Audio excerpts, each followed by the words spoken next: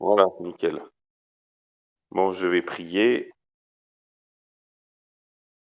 Abba Père, merci pour tout ce que tu fais pour nous chaque jour. Merci de nous inonder sans cesse de tout ton amour, de toute ta foi, de toute ton espérance, de toute ta sagesse. Merci de nous donner le discernement, de comprendre ta parole et surtout que nous puissions la mettre en pratique.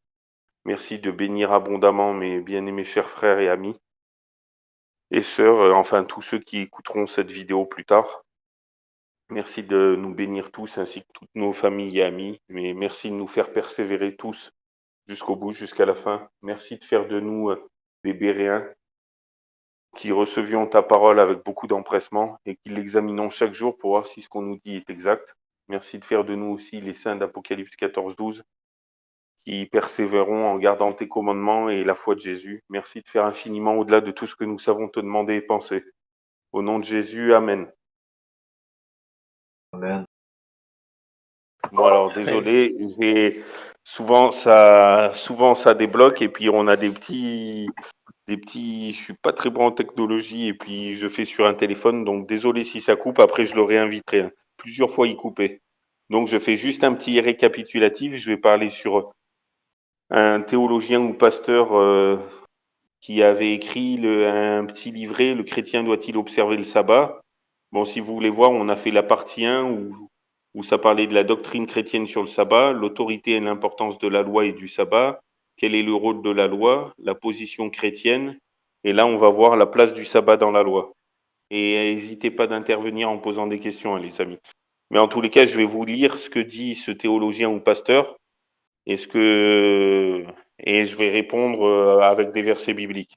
Donc comme ça, sûr de pas mal interpréter. Parce que pour beaucoup, pour être sûr d'avoir une bonne interprétation, la Bible s'interprète par elle-même. Il vaut mieux interpréter un verset avec un autre verset. Parce que si on l'interprète nous-mêmes, on peut se tromper. Alors que la Bible, elle se trompe pas. S'il y a un verset qui semble être contraire et qu'il y en a 3 ou 4 qui semblent pour, ou inversement, ben c'est que le verset qui semble contraire, on l'interprète mal. S'il y a beaucoup plus de versets qui vont dans le sens contraire à ce qu'on pense, ben, c'est qu'on interprète mal le verset parce que Dieu ne ment pas et il ne se contredit pas et sa parole non plus. N'hésitez pas à m'interrompre, hein, les amis. Bon, alors, la place du sabbat dans la loi. Alors, le petit livret, il a écrit « Le sabbat a une place très importante dans la loi. Si l'on regarde aux ordonnances de Moïse, on s'aperçoit que le sabbat est rattaché à chacune d'elles. Si l'on regarde aux prophètes, on constate de même qu'ils insistent presque tous sur le sabbat. Par exemple, Jérémie 17, versets 19 à 27. Bon, on ne va pas lire parce que ça serait trop long, mais je le mettrai en commentaire, ceux qui veulent. Enfin, parmi les 10 commandements donnés au Sinaï, le sabbat a une place particulière, puisque, avec le devoir d'honorer ses parents, il comporte un côté positif, celui de se souvenir du repos de Dieu lors de la création, alors que les autres sont uniquement constitués d'interdictions. On comprend par conséquent que l'Israélite pieux ait trouvé ses délices à le tenir en honneur. Ésaïe 58, 13. Mais bon, je dirais, j'ai rajouté lors de sa rédemption aussi. Parce que Marc 16, 9, presque toutes les versions littérales, style Louis II 1910, Darby qui est assez littéral, Chouraki qui est assez littéral, il y a aussi Martin qui est assez littéral, Osterwald, Olivetan, mais celle-là je l'ai pas. Eh ben, elles vont toutes dire, si vous prenez Marc 16, 9, Jésus étant ressuscité le matin d'un premier jour de la semaine, et puis etc. Alors que pratiquement toutes les Bibles version dynamique, style français courant, nouveau français courant, Bible du semeur, parole de vie, eh ben, elles vont toutes mettre Jésus étant ressuscité un dimanche matin. Donc on voit que le premier jour, c'est le dimanche, avec ces deux textes. Donc si on reprend Genèse 2, je vais peut-être vous le lire. Genèse 2, versets 1 à 3. Est-ce que quelqu'un veut le lire dans n'importe quelle version? Genèse 2, Genèse verset 2, 1 à 3. 3. 1 à 3. J'ai ça, je suis pas rendu. T'as quelle version? La Tob. Ah oui, traduction œcuménique de la Bible, c'est semi-littéral. 2 en 3. Le ciel, la terre et tous leurs éléments furent arrachés. Dieu acheva au 7e jour l'œuvre qu'il avait faite. Il arrêta au 7e jour toute l'œuvre qu'il faisait. Dieu bénit le 7e jour et le consacra, car il avait alors arrêté toute l'œuvre que lui-même avait créée par son action. Telle est la naissance du ciel et de la terre lors de leur création. Amen. Et est-ce que tu peux lire Marc 16, 9, s'il te plaît? Tiens, on verra dans la semi-littérale ce que ça donne. S'ils disent premier jour ou dimanche matin. S'ils disent matin du premier jour ou juste le début, quoi. Juste quand ils parlent de la résurrection de Jésus. Donc Marc 16, 9, s'il te plaît. Je te fais travailler. C'est juste après Matthieu, ça. Ouais. 16, 9. Et c'est le dernier chapitre de Marc, juste avant Luc. Ok, merci.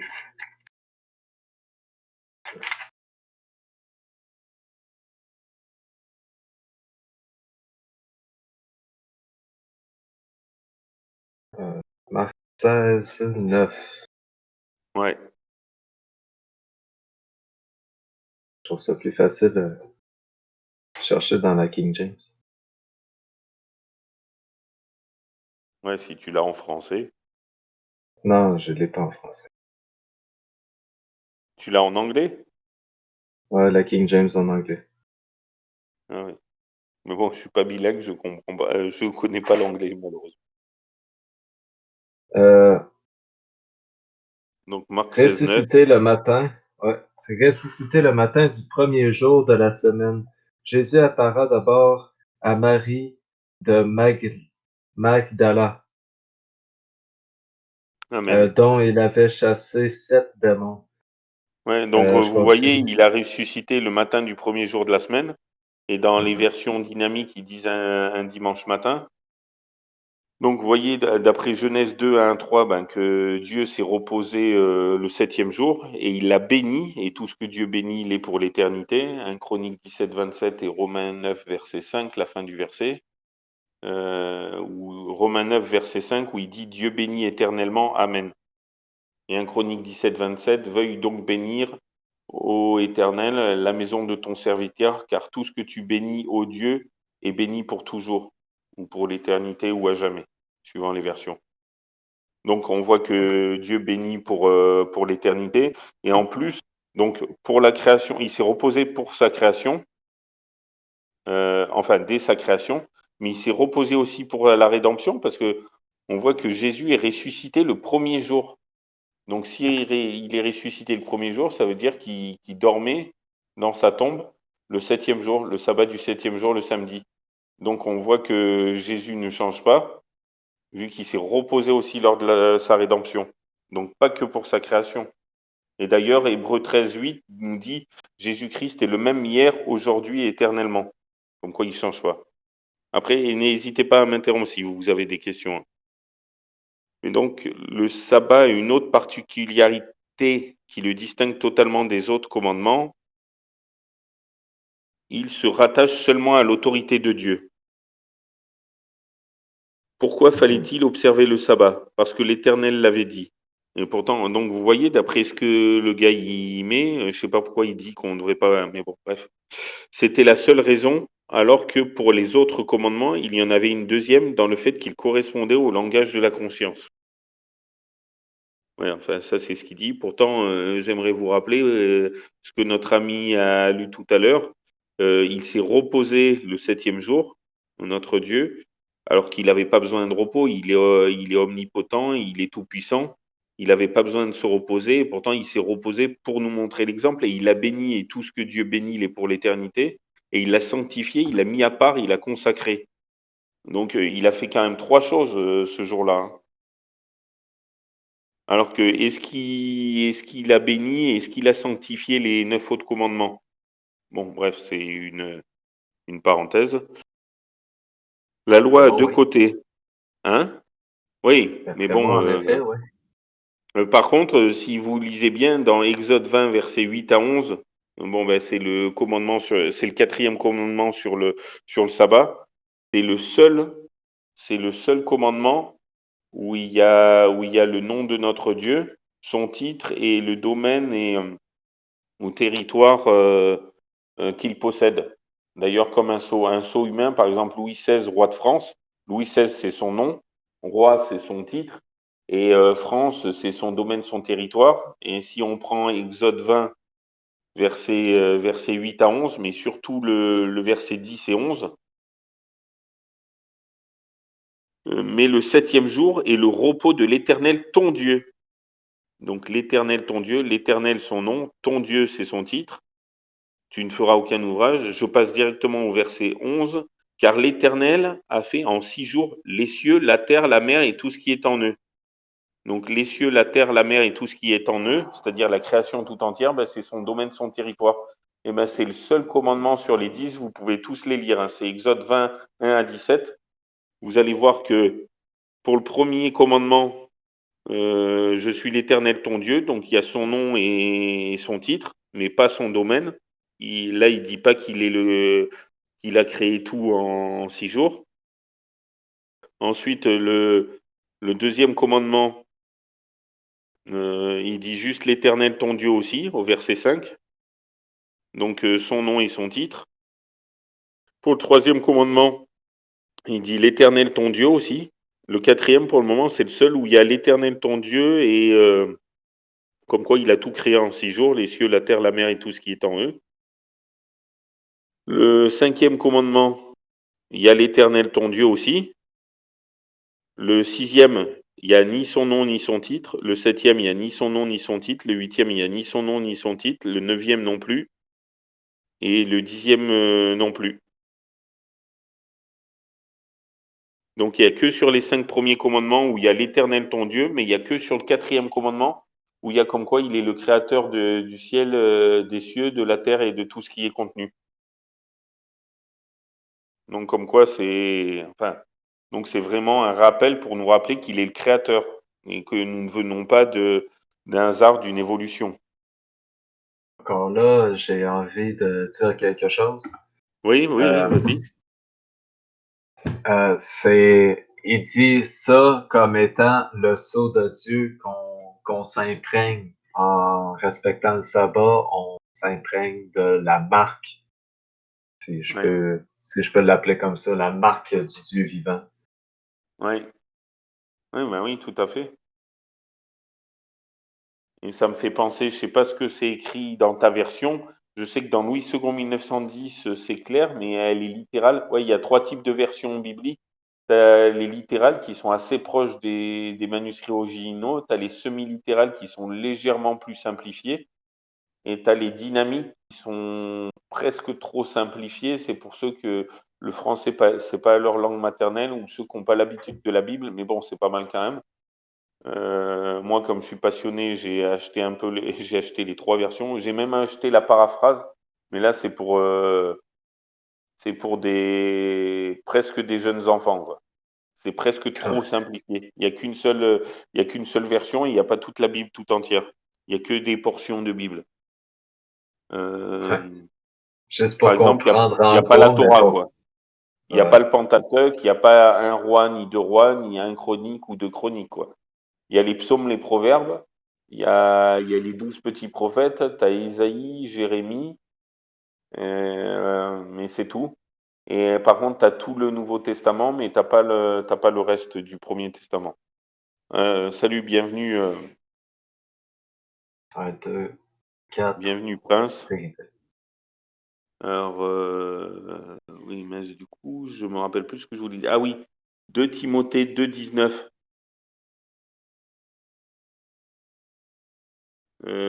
Qu'est-ce que dit ta version, Victor? 2 Timothée 2,19. La top, je sais plus ce qu'elle dit là-dessus. Je l'ai, mais pas à côté.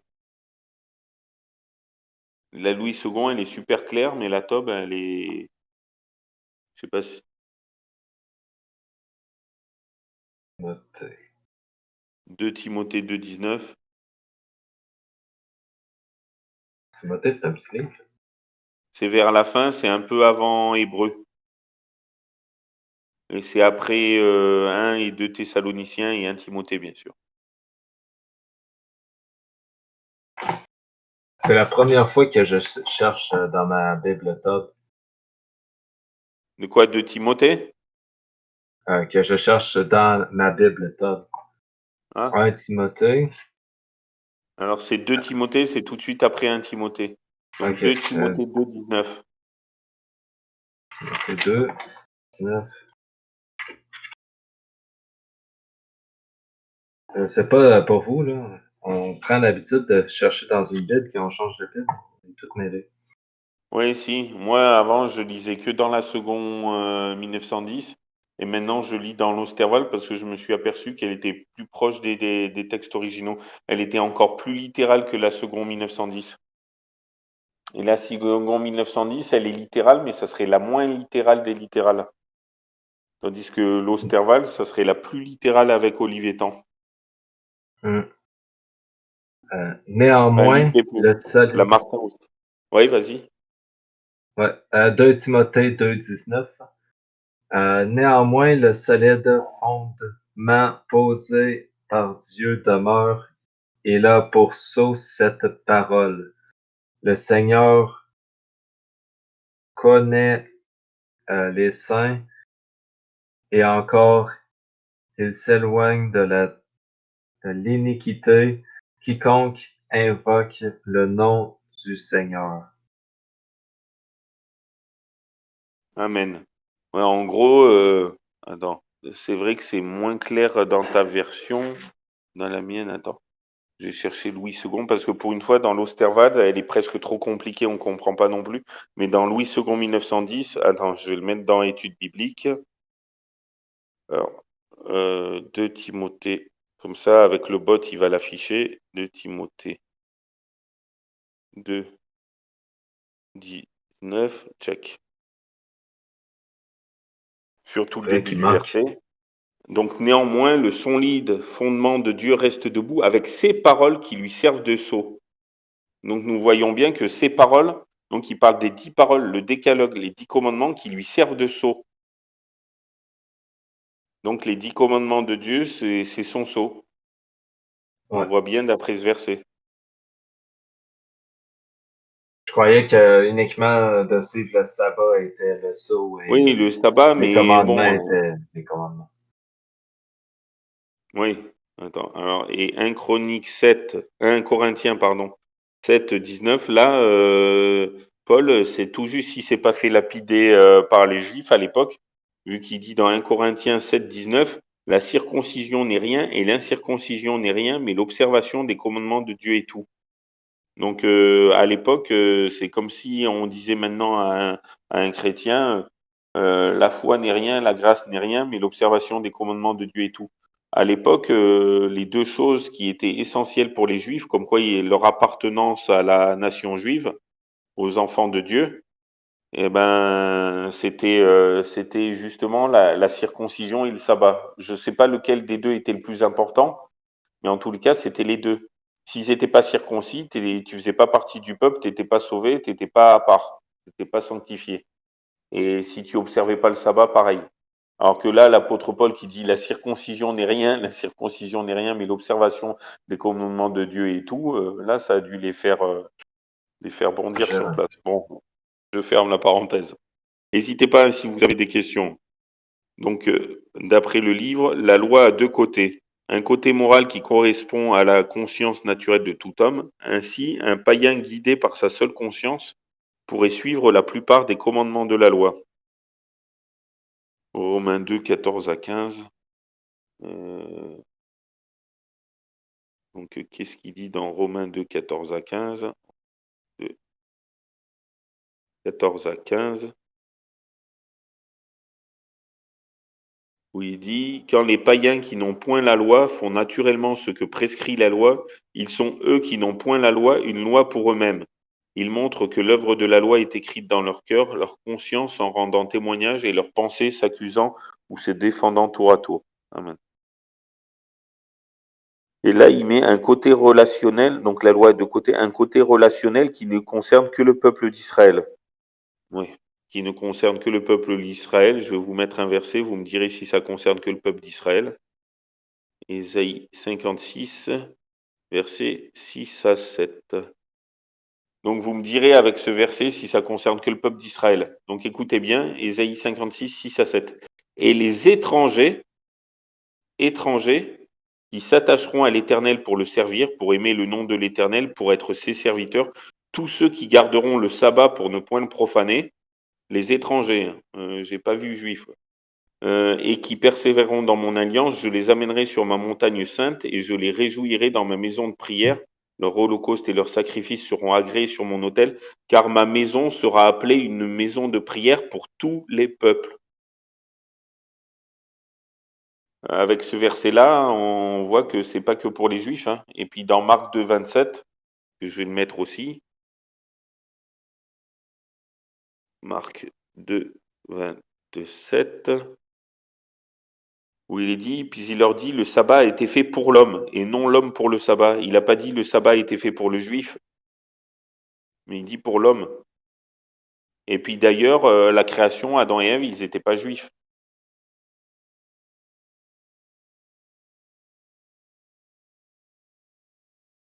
Et n'hésitez pas si vous avez des questions, hein, les amis.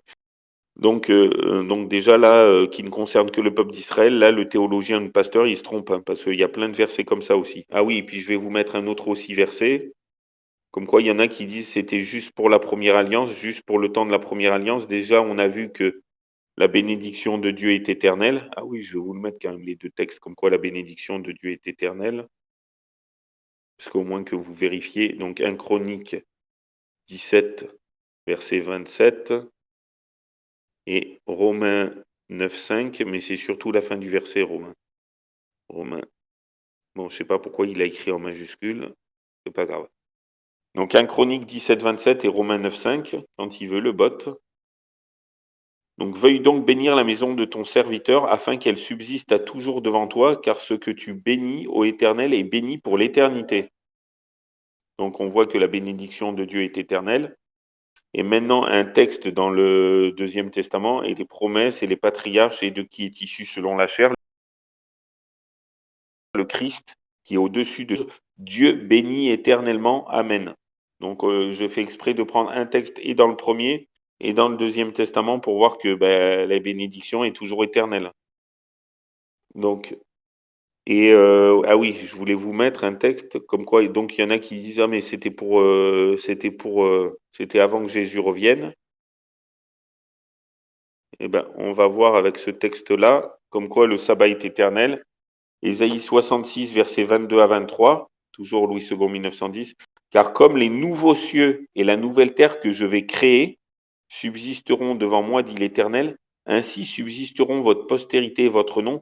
À chaque nouvelle lune et à chaque sabbat, toute chair viendra se prosterner devant moi, dit l'Éternel. Donc on voit que le sabbat, il sera observé par tous sur la nouvelle terre recréée et les nouveaux cieux. Donc s'il était observé au temps du Premier Testament et qu'il sera observé pour l'éternité sur la nouvelle terre, pourquoi il ne le serait plus maintenant? Et puis en plus, on a vu avec Ésaïe 56 que tous les étrangers qui aimeront l'Éternel, qui s'attacheront à lui. Bon voilà, après, n'hésitez pas à m'interrompre. Ouais. Donc Il reste. il rajoute. Oui? Ouais, ma question, c'est à propos de Marc 2, 27. Ouais. Je sais pas pourquoi je l'ai sorti en anglais. Euh, Puis, il leur dit, le sabbat était fait pour l'homme et non l'homme pour le sabbat. C'est un jour de repos pour l'homme. Euh, Ouais. comment, euh, comment C'est-à-dire on se repose?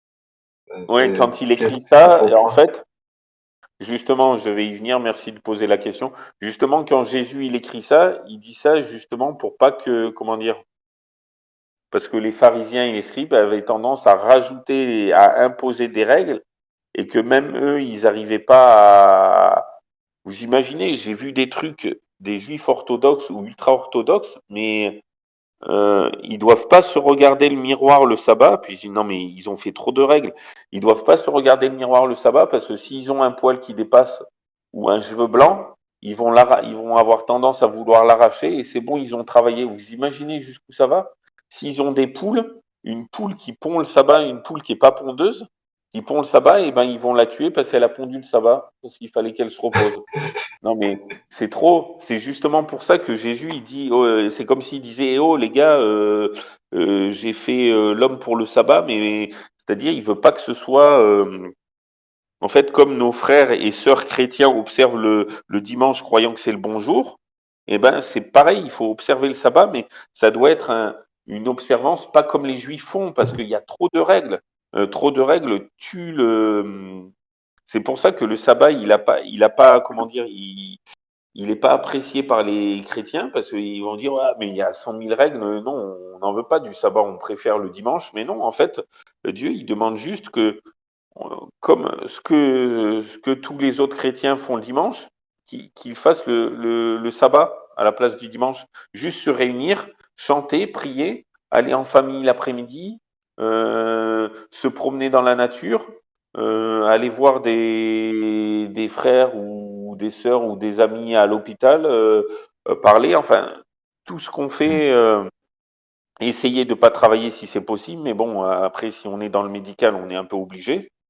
Euh, mais ouais, en fait, il nous met pas de liste parce que c'est à nous de faire notre sabbat et il dit du sabbat tes délices. Donc ce que ben étudier la Bible, la lire, partager entre frères et sœurs. Enfin, ouais, se promener Parce après pas se fatiguer.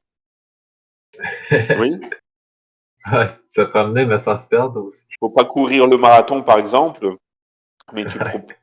tu peux te promener ou faut pas faire une marche de 50 kilomètres à pied. Là, tu as tous les autres jours. Il dit, il faut pas t'épuiser, quoi. Te reposer si c'est possible. Si c'est pas possible, ben, faire du bien. Mais en tous les cas, essayer de pas faire le mal, quoi. C'est juste ça, en fait, qu'il nous demande. Mm. Alors, on peut ramasser les feuilles sur notre terrain, l'automne, et etc. C'est correct tant qu'on ne soit pas au travail. Enfin, ouais, enfin, ça, ramasser les feuilles, par exemple, ouais, ou tondre ou ramasser les feuilles, ça, tu peux le faire un autre jour. Mais, enfin, tu peux aller voir ta famille ou des amis. Et prendre le café ou le thé ou la tisane ou un jus de fruits et un bout de gâteau au chocolat. Non, je rigole. Enfin, ouais, ou aller voir tes voisins, ou il y en a, tu vois, il y en a de mon église, bon, avec le coronavirus maintenant c'est compliqué, mais ils allaient faire du porte-à-porte et ils essayaient d'évangéliser et d'offrir une Bible ou, tu vois, des trucs comme ça. Et puis des Dans le fois, eh bien. ben, il se faisait fermer la porte au nez, mais bon, maintenant, dans les pays laïcs, c'est pas évident. Mais dans les pays laïcs, on ne doit pas trop faire de prosélytisme ou étudier la Bible ensemble. Mais bon, avec le confinement, maintenant, c'est aussi compliqué, malheureusement. Mais bon. Alors, n'hésitez pas à intervenir. Vu sous cet aspect, le sabbat est le commandement essentiel de la loi. Il est en lui-même une alliance, un signe entre l'Éternel et son peuple terrestre. Dans 6 jours, le travail se fera, et le septième jour est le sabbat de repos consacré à l'Éternel. Quiconque fera une œuvre le jour du sabbat sera certainement mis à mort. Heureusement qu'on n'est plus au temps du Premier Testament, parce que là, c'était véridique. Et les fils d'Israël garderont le sabbat pour observer le sabbat en leur génération, une alliance perpétuelle. C'est un signe entre moi et les fils d'Israël à toujours, car en 6 jours l'Éternel a fait les cieux et la terre, et le septième jour il s'est reposé et a été rafraîchi. Exode 31, 15 à 17. Ouais, là il vient de lire, je sais pas quelle version c'est. Et Ézéchiel 20, 12. Oui, je vais mettre. Attendez, je vais mettre. Alors, Ézéchiel. Lui, il a mis Ézéchiel 20, 12, mais moi j'aimerais rajouter le 20 aussi. Donc 20, 12 et 20. Alors, Ézéchiel 20, 12 et Ézéchiel 20, 20. Et Ézéchiel 20, 20. Hop. Alors, où il est écrit, je leur donnais aussi mes sabbats comme un signe entre moi et eux pour qu'ils connussent que je suis l'Éternel qui les sanctifie. Donc sanctifier, ça veut dire mis à part, ça veut dire consacré ou mis à part. Donc qu'ils connussent que je suis l'Éternel qui les met à part ou qui les consacre. Verset 20, toujours du même chapitre. Sanctifiez mes sabbats et qu'ils soient entre moi et vous un signe auquel on connaisse que je suis l'Éternel votre Dieu. Là, comme quoi il est l'Éternel notre Dieu. Donc on est son peuple. Donc c'est pas que Ah, pour les Juifs, hein, parce qu'il n'est pas que le Dieu des Juifs, hein. Comme nous avons vu dans Isaïe 56, 7, car ma maison sera appelée une maison de prière pour tous les peuples. Et puis on a tous été créés par lui, hein. hmm. Et Psaume 139 nous dit qu'il nous a tissés dans le ventre de nos mères, donc chacun de nous. S'il ne l'avait pas fait, on n'aurait jamais pu naître. Ouais, en effet, on Donc voit la notion il de est notre psaume. créateur à nous tous. Ouais. Alors pendant, Mais oui. pendant le sabbat, est-ce que c'est possible de jeûner et regarder le sabbat pendant le samedi? Oui, tu peux. En fait, c'est comme tu veux. Il y a certains frères, par exemple, s'ils ont une demande à faire pour des familles ou des amis qui sont malades ou qui réussissent un examen ou que sais-je, enfin une demande importante, ben, où ils vont jeûner dans la semaine, ou il y en a, ils vont jeûner le sabbat. Bon, après, c'est vrai que Hmm. si tu jeûnes le sabbat, moi, personnellement, euh, ça m'arrive très rarement de jeûner. Ça fait longtemps que j'ai pas jeûné. J'en aurais bien besoin pour perdre un peu de poids. Mais non, mais pas que pour ça. Euh, mais les rares fois que je jeûnais, c'est vrai que je jeûnais n'importe quel jour sauf le sabbat, parce que pour moi, le sabbat, je vais en faire un jour de fête. Et si je mange à l'église avec des frères et sœurs, si je dis ah non, non, je peux pas, déjà quand on jeûne, on doit essayer de le cacher. Ah, La Bible dit que si tu jeûnes, ben parfume-toi et pas l'air abattu pour que personne ne le voie, pour que ça, je paraphrase, hein, pour que ce soit entre toi et mhm. Dieu. Et pas besoin de l'étaler, faire comme les pharisiens qui disaient ouais, je jeûne 3 fois par semaine, je fais ci, je fais ça, regardez, je suis meilleur que tous les hommes. Non, justement, Hmm. au contraire, quand tu jeûnes, tu dois te parfumer, être joyeux et faire comme si.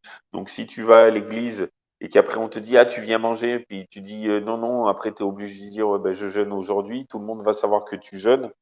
Et c'est pas qu'il sera pas agréé, mais c'est que bon ben c'est plus trop un secret quoi. Yes. Alors Oui, que, en effet. mais bon, mais Oui. tu peux. À part parce que si tu vas à l'église et après tu rentres directement chez toi, ben là ils vont pas le voir. Puis c'est vrai qu'avec le coronavirus en ce moment, comme là à midi j'ai mangé seul à l'église. Quoi, parce que tout le monde rentrait chez eux vu que c'est le confinement. Mais comme moi j'allais travailler, je travaille dans le médical. Donc, bah, j'ai mangé à l'église tout seul et après, je suis allé travailler. Ouais. À cette heure, maintenant qu'on se voit plus, c'est plus facile de jeûner et que ça paraisse pas. Ouais, voilà.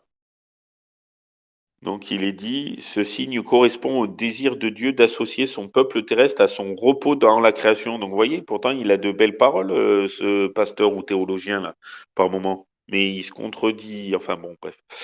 Dans ce sens, le sabbat est même antérieur à la loi. Vous voyez? Oui. Ah oui, ça, je vais vous le mettre. Je sais pas si le bot, il est assez. Mais voyez, donc Genèse 2, c'est à sa création, on voit bien. Et ça a été Genèse 2, comme quoi Dieu s'est reposé. 1 à 3, on le voit et on suppose. C'est vrai que la Bible ne le dit pas, mais si Dieu il s'est reposé ce jour-là, sachant qu'il a créé Adam la veille, le sixième jour, il a créé l'homme le sixième jour. Son vrai jour entier à l'homme, bah, c'était le sabbat du septième jour, vu que et si Dieu il s'est reposé le sabbat du septième jour, eh ben on pense que Adam aussi. Bon, c'est vrai que la Bible le dit pas, mais ça m'étonnerait qu'il y ait Dieu qui se repose. Et après, il dit dans les 10 commandements de se reposer, et même un petit peu avant, que justement je vais vous mettre le texte. Donc il dit de se reposer ce jour-là, que c'est son jour de repos à lui. Donc ça m'étonnerait qu'il n'en ait pas fait profiter Adam aussi.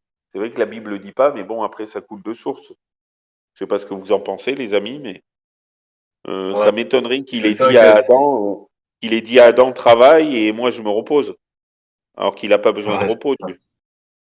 Hein? ça m'aurait surpris, mais si la Bible expliquerait tous ces petits détails-là, de voir même si Adam regardait le sabbat, d'après moi, oui. Je suis du même avis Ouais. que toi Moi là-dessus. aussi, je pense. Mais s'il y avait tous ces moindres détails-là, la Bible serait en deux livres de la Ah doublement oui, plus épais. ah bah oui, c'est clair. Et regardez Exode 16. Donc Exode 16, c'est avant Exode 20 qui est les 10 commandements. Donc comme quoi, on voit que le sabbat, il est avant les 10 commandements, déjà la création. Dieu s'est reposé ce jour-là. Et dans Exode 16, c'est le peuple qui se repose. Où on voit Exode 16, 4 à 5, l'Éternel dit à Moïse, voici, je ferai pleuvoir pour vous du pain du haut des cieux. Le peuple sortira et en ramassera jour par jour la quantité nécessaire afin que je le mette à l'épreuve et que je vois s'il marchera ou non selon ma loi.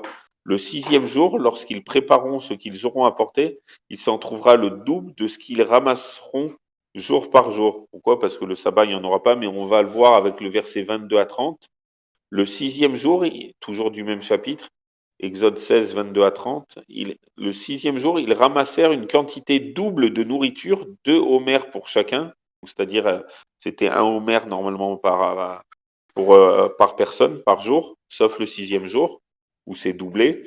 Tous les principaux de l'assemblée vinrent le rapporter à Moïse, et Moïse leur dit, c'est ce que l'Éternel a ordonné, demain est le jour du repos, le sabbat consacré à l'Éternel. Faites cuire ce que vous avez à faire cuire, faites bouillir ce que vous avez à faire bouillir, et mettez en réserve jusqu'au matin tout ce qui restera. Ils le laissèrent jusqu'au matin comme Moïse l'avait ordonné, et cela ne devint point infect, il ne s'y mit point de verre. Moïse dit, mangez-le aujourd'hui, car c'est le jour du sabbat. Aujourd'hui vous n'en trouverez point dans les campagnes. Pendant 6 jours vous en ramasserez, mais le septième jour qui est le sabbat, il n'y en aura point. Le septième jour, quelques-uns du peuple sortirent pour en ramasser, ils n'en trouvèrent point. Alors l'Éternel dit à Moïse, jusqu'à quand refuserez-vous d'observer mes commandements et mes lois? Considérez que l'Éternel vous a donné le sabbat, c'est pourquoi il vous donne au sixième jour de la nourriture pour 2 jours, que chacun reste à sa place et que personne ne sorte du lieu où il est au septième jour. Et le peuple se reposa le septième jour. Donc vous voyez, on voit que c'est avant les 10 commandements aussi. Donc, il a été institué dès sa création. Il a été rappelé, bon, sûrement, bon, Adam, il a dû sûrement le faire. Après, on ne sait pas si Noé l'a fait tout ça, mais Adam, c'est sûr. Et je pense qu'il y a une transmission orale, sachant que la Bible,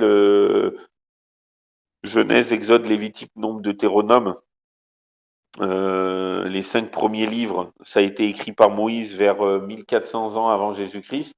Et il paraît, d'après les recherches, que Moïse aurait écrit Genèse, le tout premier livre, mais en deuxième, il aurait écrit Job, et après, il aurait écrit Exode, Lévitique, Nombre, Deutéronome. Donc Job, ça serait son deuxième livre, après Genèse, et le troisième livre, ça serait le deuxième livre de la Bible, paraît-il, mais ça, après, je ne sais pas. D'après les archéologues. Mais en tous les cas, on est presque sûr que Moïse, il a écrit le livre de Job aussi. Et en deuxième, tout de suite après la Genèse. Parce qu'avant, l'écriture n'existait pas, elle était cunéiforme et au temps de Moïse, elle était un peu plus élaborée, déjà. Mm. Euh, donc, et n'hésitez pas à m'interrompre. Alors, ce signe correspond au désir de Dieu d'associer son peuple terrestre à son repos dans la création. Dans ce sens, le sabbat est même antérieur à la loi, on vient de voir avec ces textes. Quoique repris par elle dans le quatrième commandement, il correspond exactement au rachat du peuple d'Israël et de la servitude de l'Égypte. Donc on voit dans Exode 20 que c'est... Bon ben, d'abord Exode 20, je vais vous lire juste les 2 premiers versets dans la version Osterwald, où il dit, alors Dieu prononça toutes ces paroles en disant, je suis l'Éternel ton Dieu qui t'ai retiré du pays d'Égypte de la maison de servitude. Donc en premier, quand je discutais avec des amis juifs, au premier abord, quand ils me disaient mais lis les 2 premiers versets de Exode 20. Puis je dis oui, retiré du pays d'Égypte. Puis je lui disais oui, mais je lui disais ouais, mais oh d'accord, pour lui le sabbat c'était que pour eux. Je dis oui, mais et puis je lui ai cité Ésaïe 56 et les étrangers qui s'attacheront à l'Éternel pour le servir, tous ceux qui garderont le sabbat, car ma maison sera appelée une maison de prière pour tous les peuples. Je lui dis t'en fais quoi de ce verset? Parce qu'il croyait avoir l'exclusivité et qu'il y aurait que de. Il me dit oui, c'est Et vrai.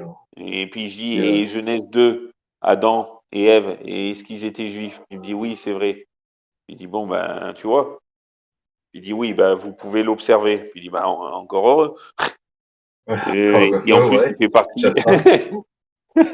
Mais par contre, dans Deutéronome chapitre 6, c'est les 10 commandements aussi, mais chapitre 5, pardon, c'est les 10 commandements aussi, mais euh, là, il dit, je suis l'Éternel ton Dieu qui t'ai retiré du pays d'Égypte, de la maison de servitude, au verset 6. Et après, il continue. Et par contre, pour le sabbat, là, au verset 11, il dit, car l'Éternel, de Exode 20, car l'Éternel en 6 jours a créé les cieux, la terre et la mer et tout ce qui est contenu.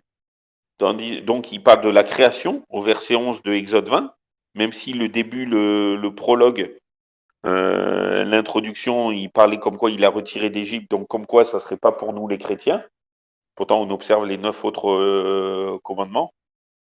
Mais en fait, c'est pour nous parce que le quatrième, il nous dit car Dieu a créé. Et donc, sa création tout entière, c'est tous les peuples, c'est toutes les nations, tous les peuples sur toute la terre.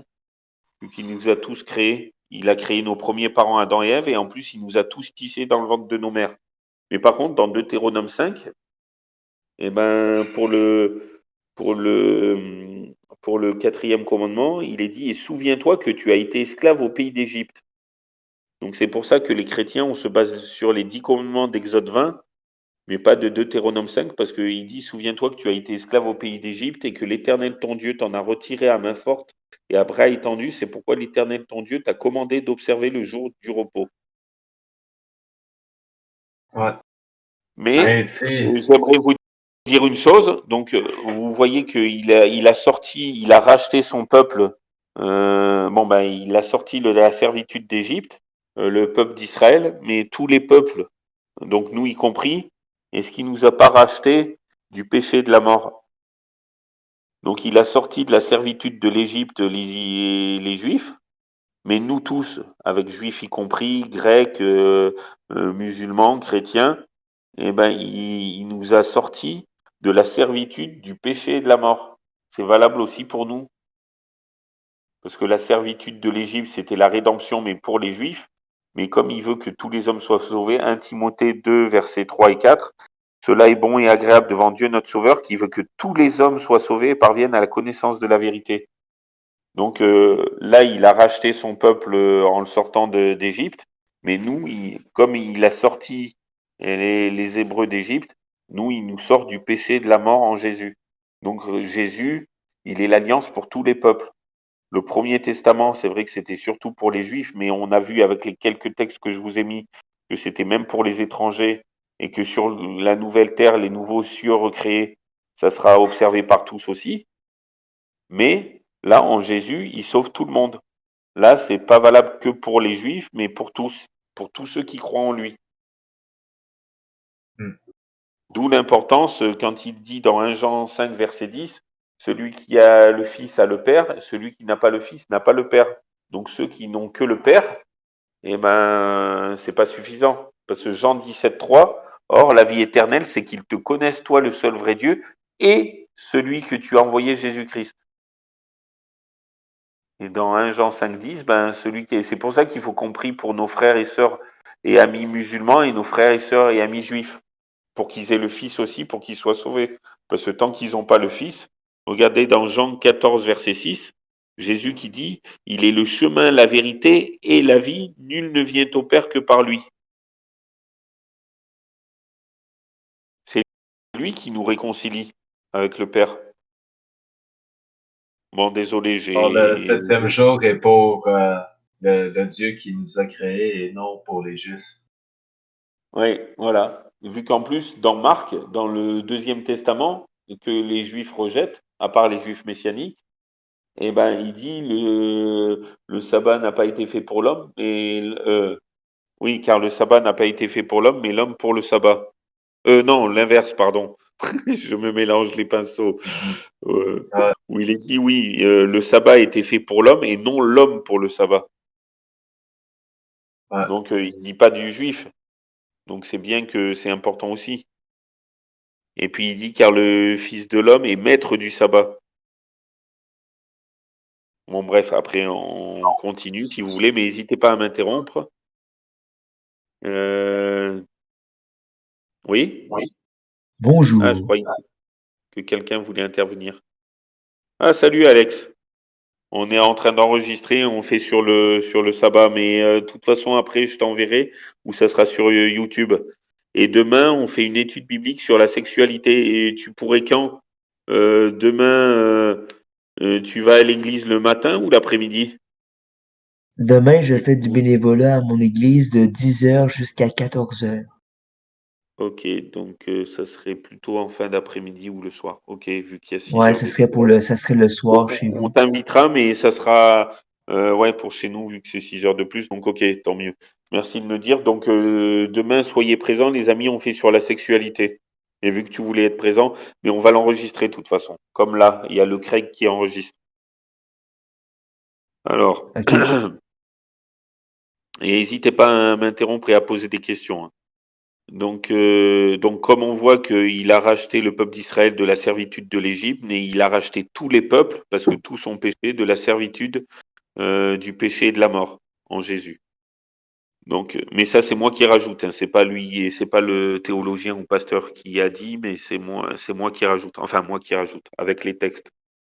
Donc, lui, à nouveau, le pasteur ou théologien, l'Éternel ton Dieu t'a fait sortir de là, de l'Égypte, à main forte et à bras étendus. C'est pourquoi l'Éternel ton Dieu t'a commandé de garder le jour du sabbat. Bon, comme on l'a lu dans Deutéronome 5, versets 12 à 15. Mais l'Égypte spirituelle, c'est le péché et la mort pour nous aujourd'hui, comme on vient de voir. Par contre, si la circoncision était le signe de l'élection en Abraham, le sabbat était le signe de l'alliance avec l'Éternel qui s'était sanctifié un peuple pour qu'il jouisse de son repos dans la première création. Pour être réellement un signe distinctif, le sabbat devait être neutre par rapport à la conscience. Là, honnêtement, vous pourrez peut-être m'éclairer, mais j'ai pas compris la phrase du théologien ou du pasteur. Donc là, je comprends, le sabbat était le signe de l'alliance avec l'Éternel qui s'était sanctifié, c'est-à-dire qui s'était mis à part ou consacré un peuple pour qu'il jouisse de son repos dans la première création. Et puis point. Et la dernière phrase, il dit, pour être réellement un signe distinctif, le sabbat devait être neutre par rapport à la conscience. Est-ce que vous comprenez cette phrase, vous? Moi, personnellement, j'ai du mal. quand on Euh, pêche contre le sabbat, de ne pas tant s'en vouloir et de l'observer. Par exemple, si je décide de ramasser les feuilles pendant le sabbat, en automne, pas laisser ma conscience prendre le dessus et dire que j'ai pêché, je sais pas. Oui. Alors lui, il dit, voir Exode 33, 14, et pourquoi le bot, il a... Ah, ça y est. L'Éternel répondit, je marcherai moi-même avec toi et je te donnerai du repos. Ouais. Ça Bon, revient à ça revient à le sabbat a été fait pour l'homme et non l'homme pour le sabbat. ouais, ouais, ouais, c'est tout à fait. Et d'ailleurs, j'aimerais prendre un texte. Bon, ah non, après, je finis. Quoique là, le petit chapitre est fini, je vais juste prendre un texte avec vous. Donc, Jean 5. Mince, j'ai mis un espace alors qu'il n'en fallait pas. Donc, ça va pas marcher. Jean 5. Attendez, j'efface. Jean 5, verset 18. Donc, Jean 5, verset 18, qui nous dit, ah, le bot, il est bien long ce soir. Allez, Bible bot. Bon, ben, je vais en mettre d'autres. Mais il est cassé ou quoi?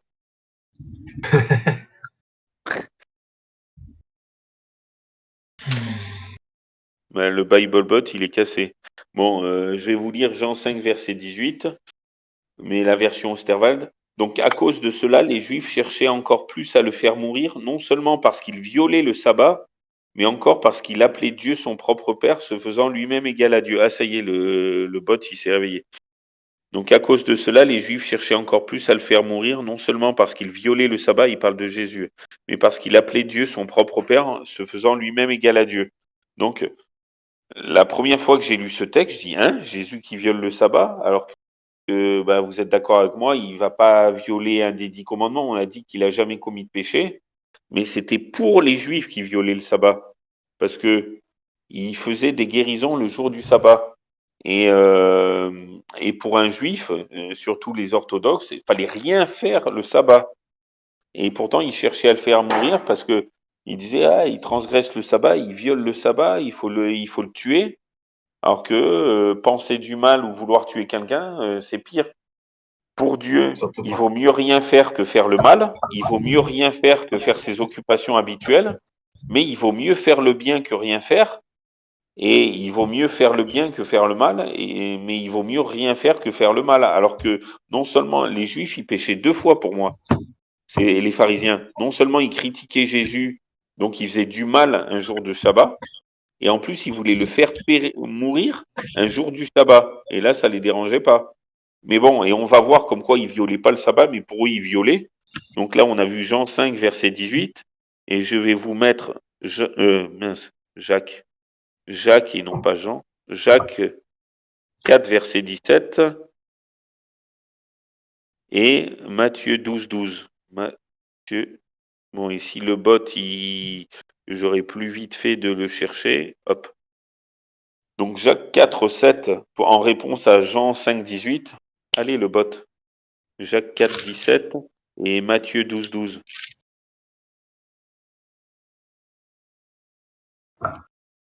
Jacques 4, 17.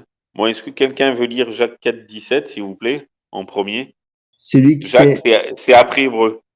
je sais, Oui. celui qui sait faire le bien et ne le fait pas sera coupable de péché.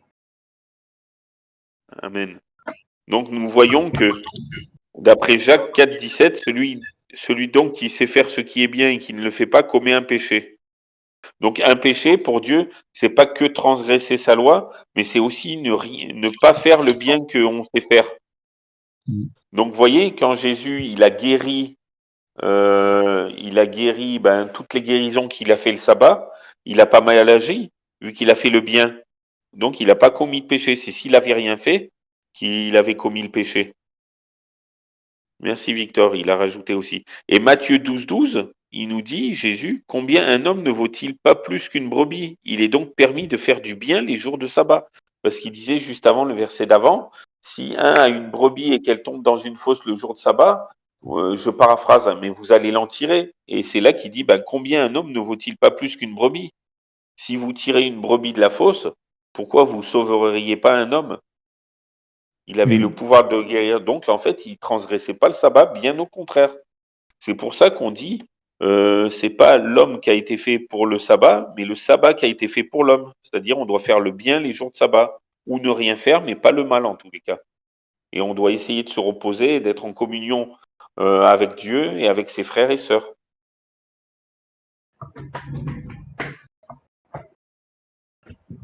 Donc, alors, on va voir. Et si vous avez des questions, n'hésitez pas, hein. Mais on avance un peu plus. Est-ce que vous m'accordez encore 25 minutes jusqu'à 23h30, vu qu'on a commencé en retard? Vous êtes là? Ça va pour moi. Oui, Oh, on oui, ça va t'entend. pour moi. Ouais, et vous m'accordez donc encore 25 minutes? Oui. Oh, oui. Ok, Oui, oui. Et même plus. ok, merci. Alors, le chrétien et le sabbat. Alors, d'après ce qu'il met, la loi mosaïque et par conséquent le sabbat demeure toujours revêtu de l'autorité divine. C'est ça que je ne comprends pas, il se contredit lui-même. Par contre, écoutez bien ce qu'il met, le théologien ou pasteur. Le chrétien, tout en reconnaissant cela, ne lui est plus assujetti. Là, vous voyez, j'ai du mal à comprendre parce qu'il dit la loi mosaïque et par conséquent le sabbat demeure toujours revêtu de l'autorité divine et tout de suite derrière, il met le chrétien tout en reconnaissant cela ne lui est plus assujetti. En effet, il est délivré de la malédiction de cette loi qui était au-dessus de son pouvoir parce qu'il est mort avec Christ et en particulier mort à la loi et qu'il est ressuscité avec Christ pour lequel il doit vivre désormais par la puissance du Saint-Esprit. Oui, C'est quel livre? c'est un livre, Le chrétien doit-il lui observer le sabbat, écrit par un pasteur ou théologien. Donc, et je réponds bibliquement, ben attendez, je vais vous mettre des amis, vous me direz ce que vous pensez avec les versets que je vais vous mettre. J'espère qu'il va pas mettre 3 ans à les mettre, le BibleBot. Jean 14, 15. Jean 14, 15. Et je pense que là, ce qu'il essaye de dire l'auteur, c'est que le chrétien va pas renier que ça fait partie de la loi, mais il va dire que ça ne le concerne pas. J'ai l'impression que c'est ce que l'auteur veut nous dire dans ses Ouais, phrases. pourtant, regardez, donc, hop, un Jean, S'il faut mince, l'aimer, j'ai pas fait d'espace. faut T'as quelle Bible déjà, Alex? Tu as quelle Parole de Bible? vie. Ah oui, donc c'est dynamique. Ok, merci. Jean s'il 14, faut l'aimer. 15. Ouais. Alors Jean 14, 15. Ouais, Si vous m'aimez, vous obéirez à mes commandements. voilà, c'est clair. Et maintenant, s'il te plaît, 1 Jean 2, versets 3 à 6. Donc c'est vers la fin, juste avant Apocalypse. Moi, je sais c'est où. Ouais, le BibleBot, il est cassé ou quoi? Il n'est pas cassé, il faut juste être patient. Des fois, il met tout de suite et là, ben, je sais Si pas. nous gardons les commandements de Dieu, nous savons que nous connaissons Dieu. Si quelqu'un dit je connais Dieu, mais s'il n'obéit pas à ses commandements, c'est un menteur, la vérité n'est pas en lui. Et Jusqu'au verset chapitre 6. 5, Attends, verset Ah, jusqu'au 6. Jean verset 6, 5, t'as moi je dit? l'ai ici, Si là. quelqu'un dit je reste uni à Dieu, il doit vivre comme Jésus-Christ a vécu. Ouais, Et amen. 1 Jean chapitre 5. Versets 2 et Or, il 3. existe. Hein? Or, il existe à Jérusalem, près de la porte des brebis, une piscine qui s'appelle en hébreu Bethsata. Ouais, attends, non, c'est 1 Jean 5, versets 2 à 3. 1 Moi, Jean, c'est pas Jean. c'est-à-dire, Oh c'est boy. après, c'est un peu avant Là, c'était Apocalypse. complètement hors sujet. Ouais, là, tu étais Ouais. dans l'évangile de Jean. Mais Ah, là, ça y est, il a 1 Jean repeint. chapitre 5, verset 2 à 3, je te le lis. Comment Ouais. savoir que nous aimons les enfants de Dieu? Nous les aimons si nous aimons Dieu et si nous obéissons à ses commandements. Là, ça a tout sorti d'un coup, là. Ouais, Je te ouais, l'ai ça dit, y il est, faut que tu ouais, sois ouais, mais patient. le temps qu'il se réveille. Ouais, donc voyez, donc ben ah oui, et je vais vous mettre ah oui, mais là il va mettre 3 heures aussi à mettre. Et Luc 4, Ben, 16, s'il te plaît. quoi? Luc, Luc 4, 16. direct dessus. Ouais, c'est Ah bon. ben, 400. ben non. Jésus vient à Nazareth où il y a. Ok, tu l'as. Oui, vas-y. Mais il l'a, là. Ah non, attends. Jésus 4,16. Il se rendit à Nazareth où il avait été élevé, et, selon sa coutume, il entra dans la synagogue le jour du sabbat. Il se leva pour faire la lecture. Amen. Donc nous voyons que Jésus allait à la synagogue le jour du sabbat, selon sa coutume. Et chrétien, que signifie le mot chrétien? Ça veut dire disciple du Christ. Et un disciple, il est censé suivre, imiter et refléter son Mais maître. j'aime pas cette Donc si version-là. Jésus allait à la synagogue selon sa coutume, et d'après, ah oui, je vais vous mettre, et d'après Hébreux 13, verset 8, il nous dit Jésus-Christ est le même hier, aujourd'hui et éternellement. Donc si Jésus allait selon sa coutume à la synagogue pour lire et étudier tous les jours de sabbat, ben, le chrétien qui est censé suivre, imiter et refléter le Christ, il devrait faire pareil. Je ne sais pas ce que vous en pensez. Surtout quand on voit que Hébreu, vous pouvez par courir la Bible tout entière, vous ne trouverez aucunement que le sabbat ait été remplacé. Au contraire, on a vu avec les premiers textes du début qu'il était universel pour tous les étrangers qui s'attacheront à lui et qu'il était éternel aussi, vu que sur la nouvelle terre, les nouveaux cieux recréés, à chaque nouvelle lune et à chaque sabbat, toute chair viendra se prosterner devant lui, devant Dieu. Mhm. Bon, Hébreux 13:8. Ça y est, Ben, je l'ai. Jésus-Christ est le même hier, aujourd'hui, éternellement. Amen. Il ne change pas. Exactement. Il ne change pas. Et regardez aussi, je vais vous mettre. Donc, on voit que Dieu ne change pas. Vous êtes d'accord avec moi? Ouais. Et Ne vous je vais vous laissez pas mettre. tromper par toutes sortes d'enseignements bizarres. Quoi? Après, il dit, ne vous laissez pas tromper par toutes sortes d'enseignements bizarres. Si c'est Ouais. la bonté de Dieu qui nous encourage, c'est bien, mais les règles au sujet de la nourriture n'ont jamais servi à ceux qui les suivent. Mm. Bref, je m'excuse, Bon, j'ai dérapé un peu. oui, non, mais c'est pas grave. Est-ce que quelqu'un peut lire 1 Pierre 1,25, s'il vous plaît?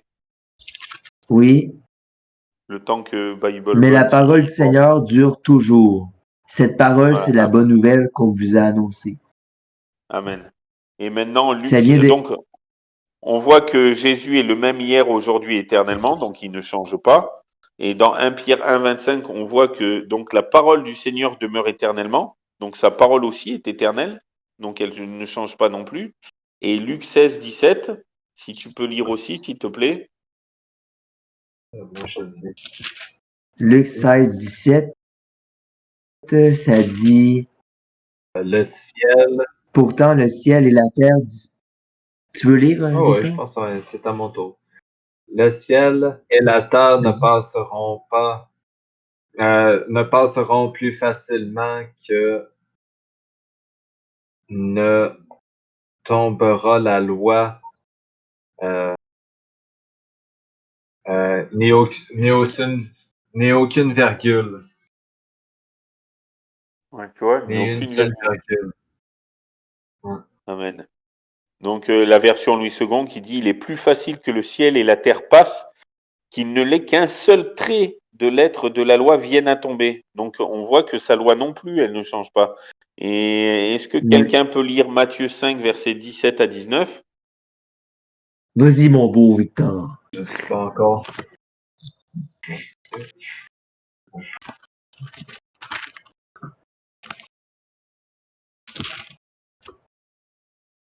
La patience est la vertu de tout. C'est ça. 5, verset 17 à 19.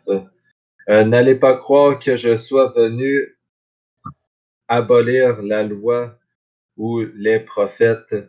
Je ne suis pas venu abroger, mais accomplir. Car en vérité, je vous le déclare, avant que ne passe le ciel et la terre, pas un iota ne passera de la loi avant que tout soit arrivé.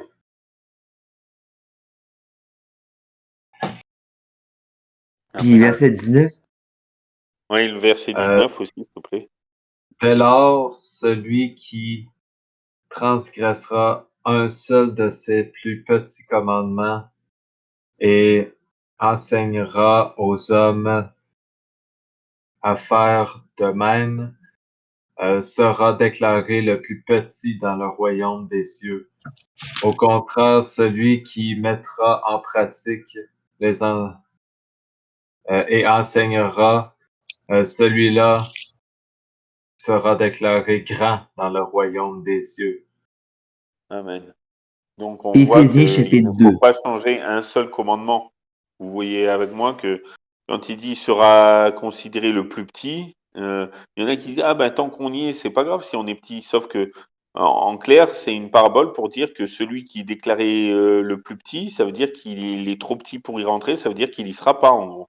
Et celui qui sera appelé le plus grand, qui observera tous les commandements et qui enseignera à faire de même, eh ben, il sera appelé le plus grand parce que lui, ça veut dire qu'il pourra. Bah, et moi, j'ai une remarque à vous partager par rapport à ça, parce que je lisais dans Matthieu 25 la parabole des 10 vierges, et je crois que ça commence par dire le royaume des cieux est semblable à 10 vierges. Et en fait, il y a Ouais. une question que je me suis posée, c'est qu'il dit pas il est semblable à 5 parmi 5 vierges sages parmi les 10 vierges folles. Et il dit le Ouais. royaume des cieux, c'est les 10 vierges, qui sont aussi bien les sages et les folles. Et Ça représente des 10 commandements.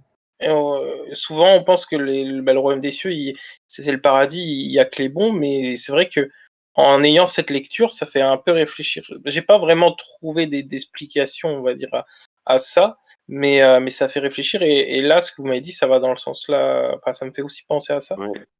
Cette Mais les idée que 10 vierges, ça me fait représenter comme les 10 commandements, c'est symbolique. Mhm. Oui, bien Et sûr Mais que j'en c'est mets, symbolique. Mais ça veut dire c'est qu'il ça. y en a il y en a qui sont folles et il y en a qui sont sages. Et ouais, on voit dans cette parabole, si vous voulez, un jour, on l'étudiera parce qu'elle est super intéressante.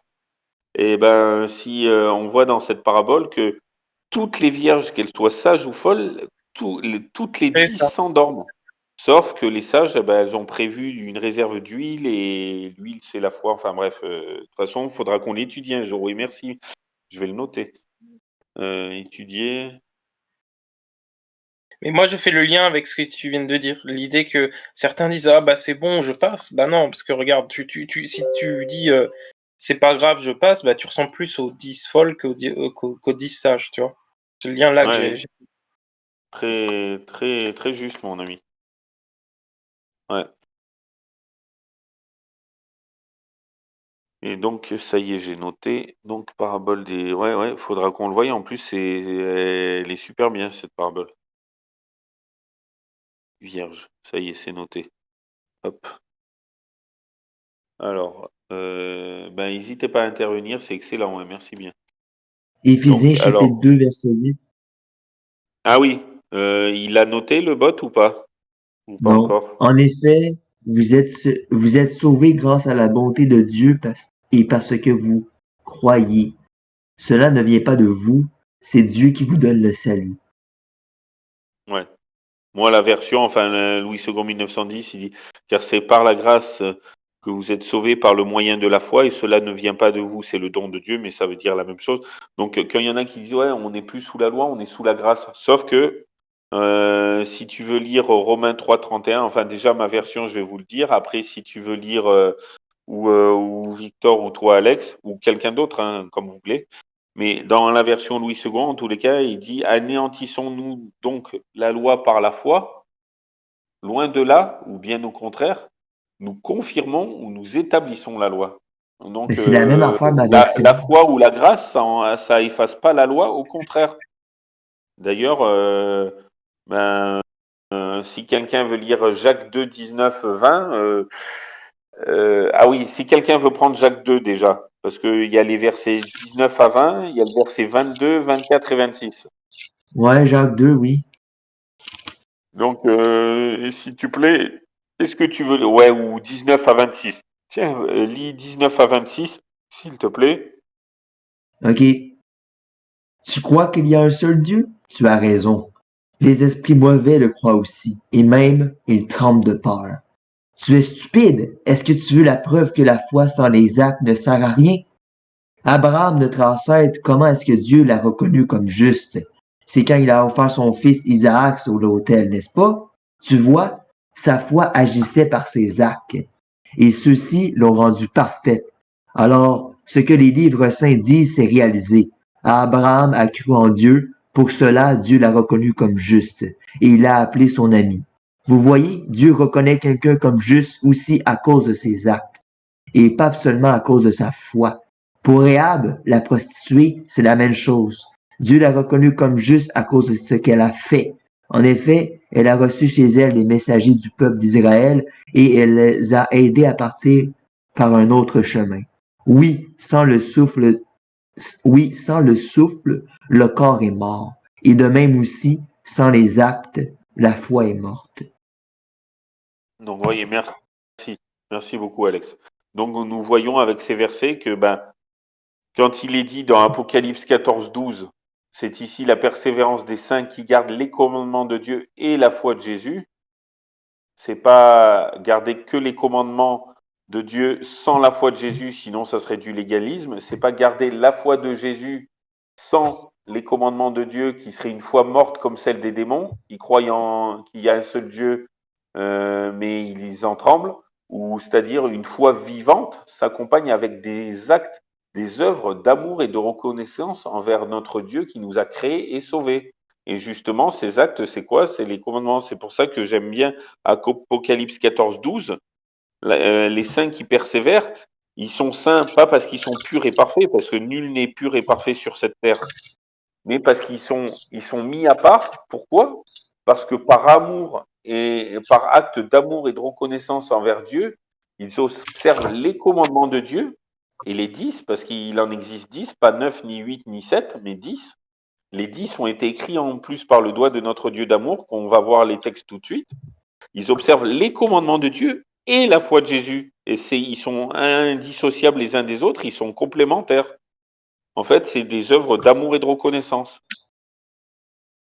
C'est ça une foi vivante, sinon c'est une foi morte dans les œuvres. Donc oui, le juste est sauvé par la foi, mais par une foi vivante.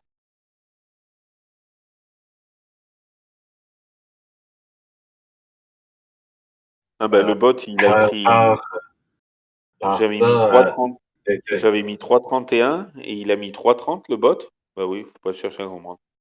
Oui, de quoi vous disiez? On dit Seigneur, Seigneur, qui rentrera au royaume des cieux. Tous ceux qui, tous ceux qui ont un Oui. cœur sincère et qui aiment Dieu, quoi. Donc, j'espère que je vous fais pas peur, mais je vous dis tel que la parole de Dieu le note, quoi, le dit. Tu nous fais pas peur, là. Je veux dire, c'est quand même assez simple à respecter les 10 commandements, là. Oui, parce que Il vous il y en voyez, a un qui est d'après, il y en a un qui est compliqué pour moi, c'est normal. Tout ce qui oui, ne commet pas d'adultère, ça, c'est quelque chose que je dois travailler. En général, tout humain, en général, il y a des problèmes vers la pureté sexuelle. Il n'y a pas grand mais monde aujourd'hui au ça, on 21e va, siècle. ça, on va le voir demain et en plus, on va le voir dans les 6 prochains commandements. Parce que là, on s'était arrêté, on avait fait le 3 et 4 que j'avais enregistré. Le 1 et le 2, j'enregistrais pas encore, mais si vous voulez, on le refera. Mais l'une de mes toutes premières études qu'on a mis sur YouTube, c'était le 3 et le 4. Ça a été la deuxième étude qu'on a enregistrée après les faux prophètes, comment discerner un vrai prophète d'un faux prophète. Ça, c'était la première qu'on avait enregistrée. Mais si vous voulez, on fera un jour, ça, c'est sûr, il y a plein d'études à faire. On fera un jour les 6 derniers commandements, ou en une fois, ou en 2 fois, on verra. Donc attendez, je vais avancer et n'hésitez pas à poser des questions ou à compléter par vos réflexions. Donc je retourne au livre. Donc le frère, il a mis cette vie de résurrection accomplit spontanément le côté moral de la loi en harmonie avec la conscience naturelle. Par contre, elle n'a donc attendez, je vais relire quand même la phrase d'avant pour qu'on se réimprègne du truc. La phrase d'avant, mince, elle est où? Alors on est particulièrement mort à la loi, mais qu'il est ressuscité avec Christ, pour lequel il doit vivre désormais par la puissance du Saint-Esprit. Cette vie de résurrection accomplit spontanément le côté moral de la loi en harmonie avec la conscience naturelle. Par contre, elle n'a rien à voir avec le côté relationnel de la loi, lequel concernait le peuple d'Israël. Là aussi, il vient avec le peuple d'Israël. Alors que je vous ai montré, le sabbat était fait pour l'homme et non l'homme pour le sabbat. Donc l'homme, il n'a pas dit le juif. Et en plus, Isaïe 56, 6 et 7, et les étrangers. Et puis en plus, on a dit car ma maison sera appelée une maison de prière pour tous les peuples, donc pas que pour les juifs. Et en plus, Adam et Vous Ève, ils allez, n'étaient pas juifs et leur premier jour entier, c'était un sabbat, vu qu'ils ont été créés le 6e jour, dans le 6e jour. Le sabbat, signe d'alliance et de communion entre l'Éternel et son peuple terrestre. Donc là, je trouve bien, son peuple terrestre, sans rapport avec la conscience, appartient uniquement à ce deuxième côté de loi. Le chrétien est donc libre à son égard. Mais bon. Bon, bref, on va continuer. À part si vous avez des questions. Mais moi, je vais vous laisser Oui. sur ça parce qu'un de mes collègues vient m'appeler puis il s'est disputé avec sa copine puis il va vraiment pas Ah, bien, là. Je vais prendre une marche avec lui, je vais essayer de parler, tout ça, puis de le consoler, là. ouais, Justement, ouais, pour faire ok. le bien, faut être plein d'amour pour chacun. Donc, j'ai Ouais. aidé mon collègue. Comment il s'appelle? Son prénom, on priera pour lui. Il s'appelle Philippe Graton. Philippe. Ok. Je sais pas qu'est-ce qui est arrivé avec son collègue. Peut-être qu'il va m'en parler durant que je marchais avec lui, là. On va voir, là. Ouais. J'ai essayé d'être Ouais, plus ben, gentil dis-lui puis qu'on pense l'écouter, à lui en justement. prière. Dis-lui qu'on pense à lui en prière et qu'on priera pour lui. Enfin, je prierai pour lui. Parfait. Mais il est pas croyant, justement. J'aime mieux Ouais. pas vraiment aborder le sujet de Ah, bon, Dieu, tout ça. ben, lui dis pas, ouais. Ben, tu dis C'est juste ça, que des amis à toi pensent à lui. exactement. Puis j'aime mieux vraiment juste lui dire de parler doucement avec lui, puis de l'écouter parce qu'il est arrivé de quoi avec sa copine. Donc, j'aime mieux parler doucement et écouter, là. C'est ça que je vais faire, là. Ouais, d'accord. J'ai essayé de trouver un réconfort, puis je sais pas qu'est-ce qu'il va me dire, là, mais on va Et puis, je espérer qu'il se sente continue pas trop mal. d'enregistrer, hein. Comment? Ouais, de toute Bon. façon, Ne t'enregistres, vous je vais inquiétez pas, l'écouter. je continue d'enregistrer. Et un autre Victor, il le mettra sur YouTube. J'ai tellement d'enregistrements à rattraper, là, je m'excuse, là. Oui, non, mais c'est pas grave. Tu vois, ben, tu es agréé de Dieu parce que c'est l'homme avant tout. Exactement. Alors que nous, on fait le contraire. Bref, prends soin de toi, hein. Ouais, ben, merci, que Dieu te bénisse, mon ami. Au revoir. Je t'aime, Victor, aussi. Bye. Moi aussi, je t'aime, je vous aime tous. Eh oui. Au revoir. Alors, donc, je continue un peu. Donc, vous me dites quand vous saturez, hein, et on arrête, et oui, on sera obligé de. Alors, le sabbat dans le Nouveau Testament. Les développements doctrinaux présentés jusqu'ici devraient être suffisants pour affranchir le croyant qui hésiterait à propos du sabbat. Regardons cependant comment le sabbat a été observé par le Seigneur et par l'Église à son début. Justement, le sabbat est cité une soixantaine de fois dans le Nouveau Testament. La plupart des mentions se trouvent dans les évangiles et les actes des apôtres. Un seul emploi est fait dans les épîtres. Oui, mais j'aime bien. Une fois au tout début, à l'introduction, il faudra écouter la première partie. Je fais de la pub pour la première partie. Il disait, ce théologien ou pasteur, que le sabbat était moins présent dans le Nouveau Testament que dans le premier. Mais après, c'est normal. Le Premier Testament, il est 3 fois plus long. Donc c'est normal qu'il soit plus présent. Déjà, c'est logique. Dans 900 pages, c'est normal qu'il soit plus présent que dans 300 pages. Mais bon, alors, après, il disait, ce compte exclut les passages où le mot grec sabbaton signifie semaine. Ils sont au nombre de 9. Alors, le sabbat dans les évangiles.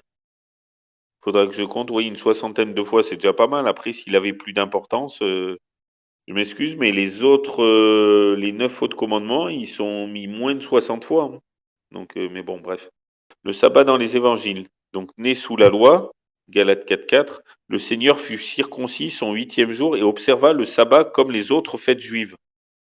Cependant, tout en suivant la loi, le Seigneur montre qu'un nouveau mode de relation avec Dieu va être établi. Ben oui, il met ça, le théologien, mais j'aimerais bien savoir sur quoi il se base. C'est pour ça que moi, j'essaye d'interpréter la Bible par elle-même. Psaume 119, 105, ta parole est une lampe à mes pieds et une lumière sur mon sentier. Et j'essaye d'être comme les Béréens. Ils acceptèrent la parole avec beaucoup d'empressement. Ils l'examinaient chaque jour pour voir si tout ce qu'on leur disait était exact. Parce que bon, je me répète, je dis souvent cette phrase, mais imaginez qu'on vous donne un plat avec 99% de bonnes choses à manger et 1% de poison. C'est pas les 99% de bonnes choses qui vont nous sauver, mais c'est les 1% de poison qui vont nous tuer. Ben, pour la spiritualité, c'est pareil. Si on commence à accepter les 100% sans vérifier qu'il y a 1% d'erreur, ben, ça sera au début 1% d'erreur, après 2, après 3, après 4, puis après on sera complètement dans l'erreur sans le savoir. parce que si on vérifie jamais. Faut pas oublier que le malin, il porte bien son nom. Dans malin, il y a le mal et il y a malin parce qu'il est rusé. Il a su entraîner Adam et Ève, nos premiers parents qui étaient pourtant parfaits. Il a su entraîner un tiers des anges qui étaient parfaits.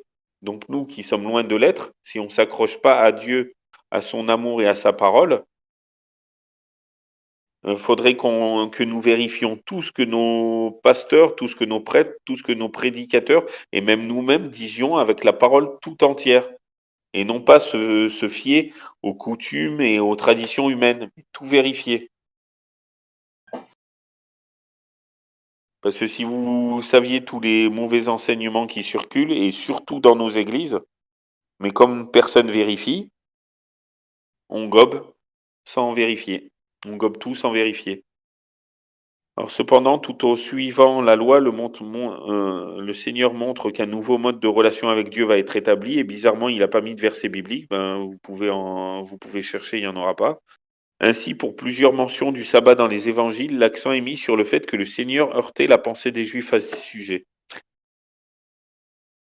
Parce que si la volonté, si la volonté, c'est une autre page. Attendez.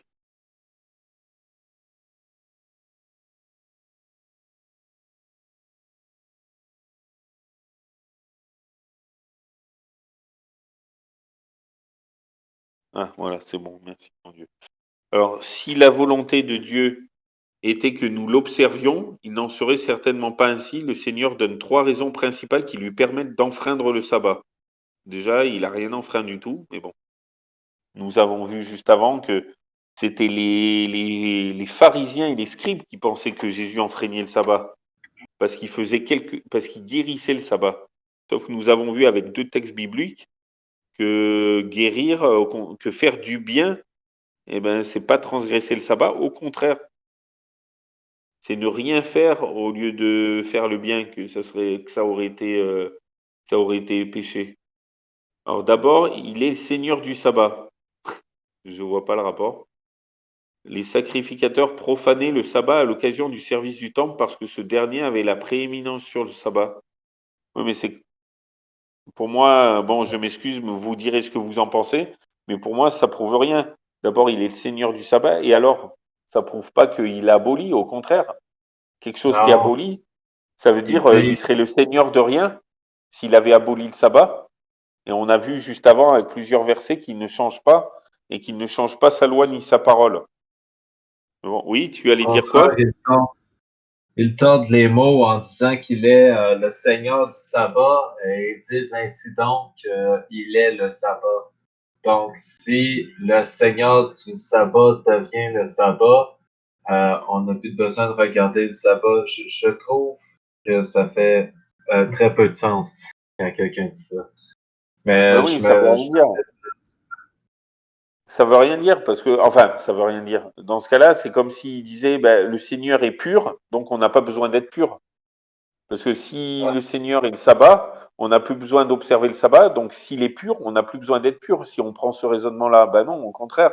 Dans les Écritures, il marquait soyez saints comme votre Père céleste est saint. Vous trouvez ça plusieurs fois dans Lévitique. Déjà, Lévitique 11, verset 44-45. On revoit ça dans 1 Pierre 1, verset 15 à 16. Et puis, Matthieu, il vise plus loin. Enfin, c'est le Seigneur qui dit ça. Et c'est Jésus qui parle et que ça a été retranscrit par Matthieu. Dans Matthieu 5, verset 48, soyez parfaits comme votre Père céleste est parfait. Bon, bien sûr, on ne peut pas l'être parfait de nous-mêmes, mais c'est Dieu qui va le faire petit à petit en nous, si on lui demande et si on le laisse agir, parce que de nous-mêmes, on ne peut pas faire le bien. Jean 15, 5, Jésus nous dit, sans moi, vous ne pouvez rien faire. Donc il y a Matthieu 5, verset 48, il y a Luc 6, 36 qui dit, soyez miséricordieux comme votre Père céleste est miséricordieux. Donc c'est pareil, là il nous dit, un chrétien, on vient de voir, qui doit faire comme Christ, vu qu'il est censé suivre, imiter son maître. Et c'est Christ notre maître. Et qu'est-ce qu'il faisait le sabbat? Il allait à la synagogue. Donc on devrait aller dans nos églises le sabbat pour beaucoup moins de textes bibliques que ça. un ami de Côte d'Ivoire avec ses 4 pasteurs, ils ont été convaincus du sabbat et maintenant ils vont à l'église le samedi, mais ils font tout pareil. Il me disait au tout début, nos femmes, elles ont préparé à manger, on pique-nique à mon église après le sabbat, après on va se promener dans la nature, on va chanter, certains vont voir des familles. C'était un jour de joie. Ben voilà, c'est ça qu'ils demandent, pas plus. Les juifs, malheureusement, les chrétiens, on n'est pas intéressés par le sabbat parce qu'ils mettaient trop de règles, ils imposaient trop de règles. Et c'est pas ce que Dieu demande, au contraire. Il veut que ce soit un jour de délice. C'est le Ouais. mémorial de sa création, comme quoi nous ne venons pas du néant. Pourquoi c'est celui qui est le plus attaqué? Pourquoi j'insiste autant dessus? Parce que c'est comme quoi on est le signe, comme quoi on a été créé, comme quoi notre Dieu, il est notre créateur. Et il n'est pas que notre rédempteur, mais qu'il est notre créateur. Nous ne venons pas d'une évolution. Ça a été inspiré par le diable. On ne vient pas d'un hasard. Ainsi, Jésus est le Seigneur du sabbat et il est le Dieu qui a, le, qui a fait le commandement du sabbat. Il est le Dieu qui nous a créés. C'est juste ce qu'il voulait dire. Oui. Et Qu'il est le sabbat. ah bah oui. Oui, il est. C'est comme un maître d'école. Eh ben, il n'est pas l'école. C'est un bon exemple. Donc, un maître de sabbat, il n'est pas le sabbat. Il est le maître du sabbat, mais il n'est pas le sabbat. Alors, et il dit, j'aime trop, alors, enfin, il dit, les sacrificateurs profanaient le sabbat à l'occasion du service du temple. Dans ce cas-là, c'est pareil pour le premier jour, quand les curés et les pasteurs, ils prêchent le premier jour, ben, ils violent le premier jour. Mais bon, de toute façon, c'est pas un jour saint. Mais là, ça a ni queue ni tête, parce que dans ce cas-là, même dans l'ancienne alliance, tous les rabbins, tous les souverains sacrificateurs, ils violaient le sabbat, vu tous ceux qui allaient prêcher à la synagogue, ils violaient le sabbat. Alors, ben bon, ça, c'est pas pour moi. Je sais pas ce que vous en pensez, mais pour moi, c'est pas un argument valable. Au contraire.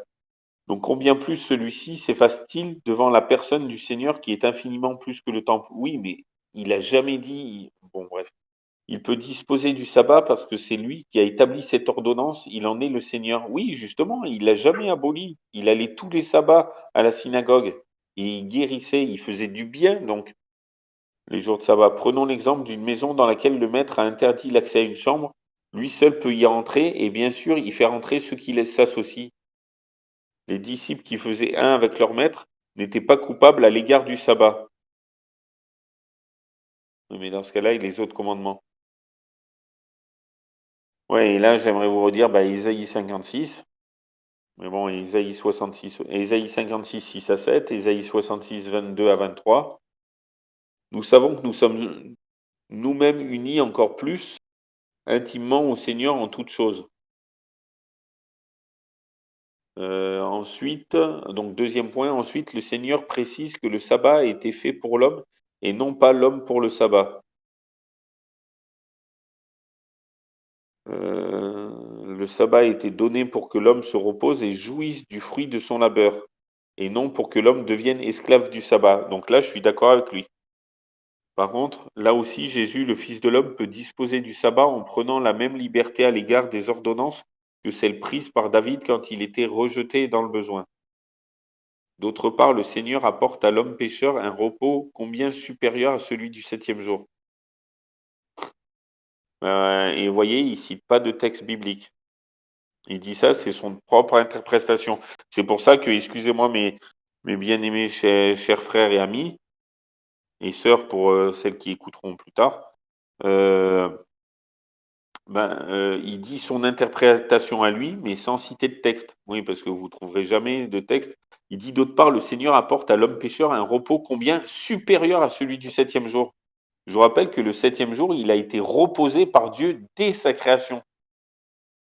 Et après, il dit qu'il y aurait quelque chose de supérieur. Ben, si c'était le cas, où est la trace dans les Écritures? Vous pouvez lire toute la Bible tout entière. Et à aucun endroit, c'est marqué que le jour, il a été remplacé. Justement, on va voir les jours qui sont contraires un peu plus tard, qui semblent être contraires. parce que c'est une mauvaise interprétation. Est-ce que quelqu'un peut lire Apocalypse 14, versets 6 à 7, s'il vous plaît?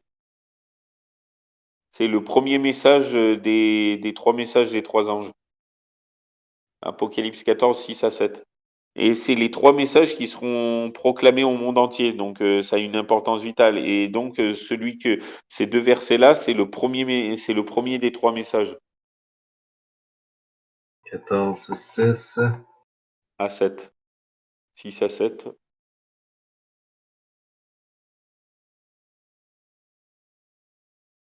Et je vis un autre ange qui volait au zénith. Il avait un évangile éternel et à proclamer, désolé, à ceux qui résident sur la terre, à toute nation, tribu, langue et peuple. Il disait d'une voix forte, craignez Dieu et rendez-lui gloire, car elle est venue l'heure de son jugement.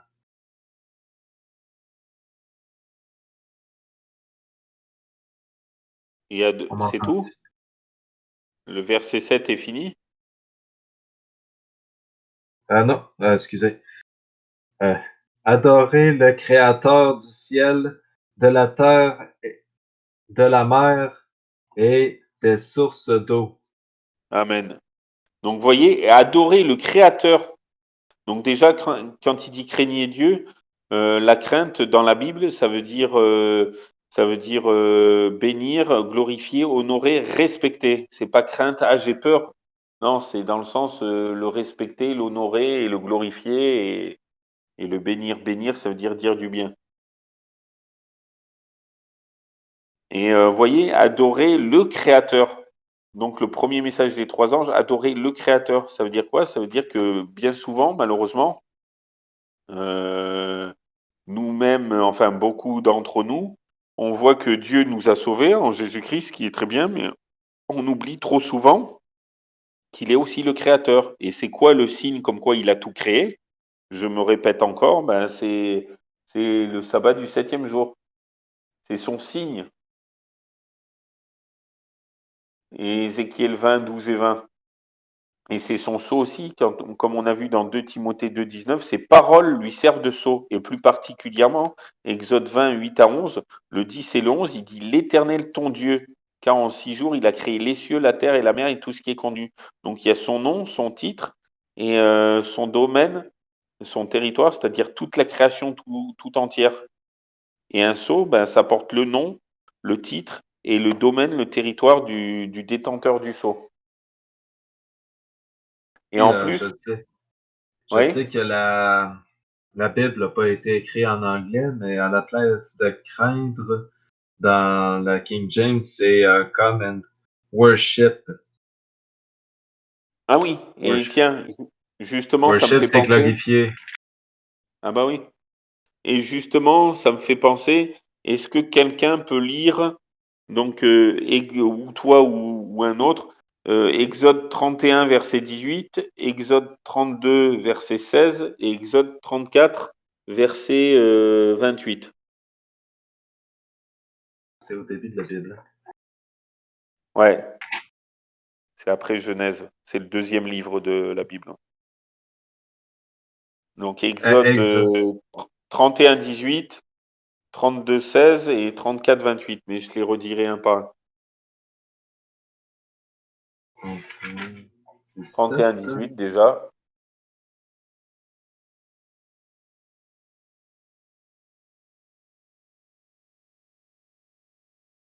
Les numéros sont marqués tout petits. Là, c'est à 18, 31, 18. Ouais. Puis avant achevé de parler avec Moïse sur la montagne de Sinaï, il lui donna les deux tables de la charte, tables de pierre écrites du doigt de Dieu. Amen. Écrite du doigt de Dieu. Donc vous imaginez, arrête-toi juste un instant, merci. Donc la Bible tout entière, presque toute la Bible tout entière a été écrite par des hommes mais inspirée par Dieu. Mais les 10 commandements sont les seules choses qui ont été écrites par le doigt de notre Dieu lui-même. On vient de voir dans Exode 31, verset 18. Et maintenant, si tu peux lire Exode 32, verset 16, le chapitre juste après, mais le verset 16, s'il te plaît.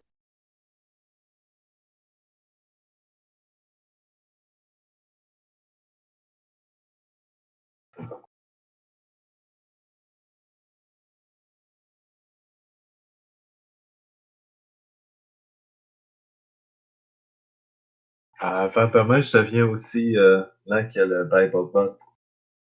Hein? Je deviens aussi lent que le BibleBot.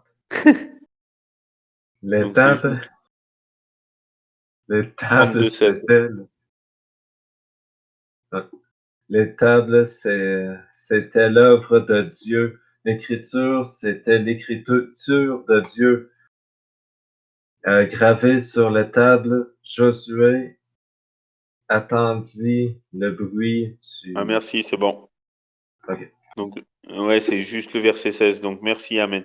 Ah, ben, pour une fois, là, le BibleBot, il a été rapide. Donc, Louis II, il dit, lorsque l'Éternel eut achevé de parler à Moïse sur la montagne de Sinaï, il lui donna les 2 tables du témoignage, tables de pierre écrites du doigt de Dieu, donc lui-même.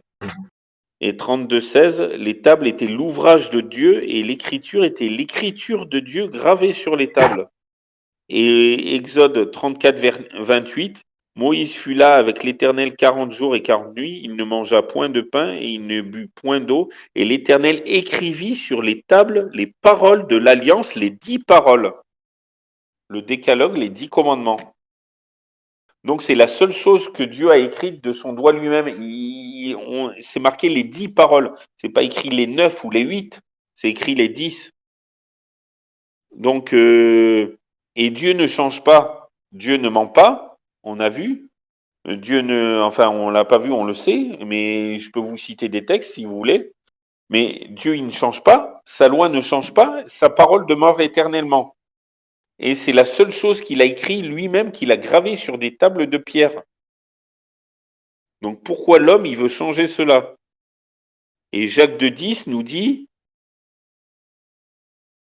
car quiconque observe toute la loi mais pêche contre un seul commandement devient coupable de tous. Amen. Et c'est logique, imaginez, je ne sais pas si vous avez le permis tous, mais imaginez que vous avez le permis.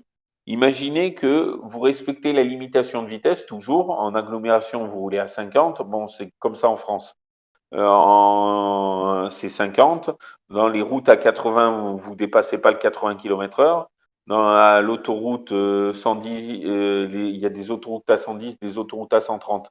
En général, c'est 130, mais vous ne dépassez pas le 130. Les voies rapides à 110, vous ne dépassez pas le 110.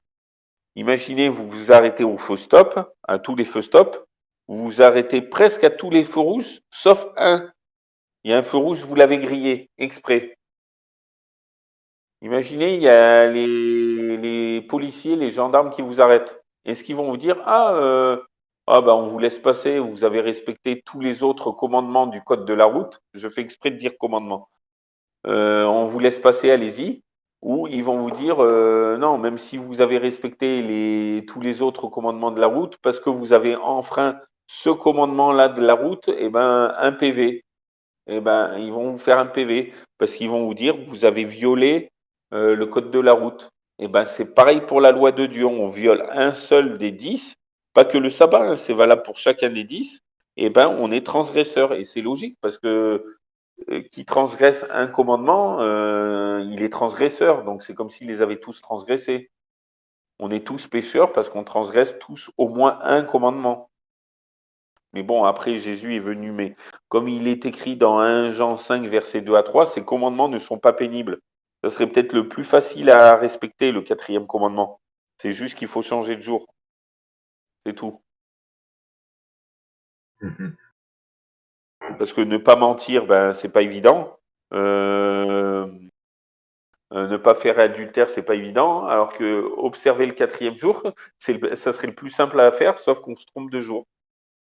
Ouais. Et pourquoi c'est le plus attaqué? Parce que c'est le mémorial de sa création. Et même, je dirais même plus, de la rédemption aussi. Vu que Jésus, vu qu'il est ressuscité le matin du premier jour de la semaine, pourquoi? Parce qu'il s'est reposé aussi lors de sa rédemption.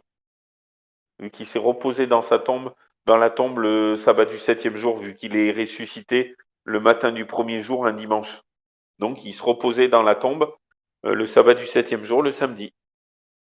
Marc 16, 9. Ouais. On devrait en faire Alors, autant. quoi? Et nous devrions en faire autant. Ouais, clair. Mais bon. Alors, pour en revenir, est-ce que je continue ou vous voulez que j'arrête? Vous êtes fatigué ou je continue encore un peu? Je crois qu'on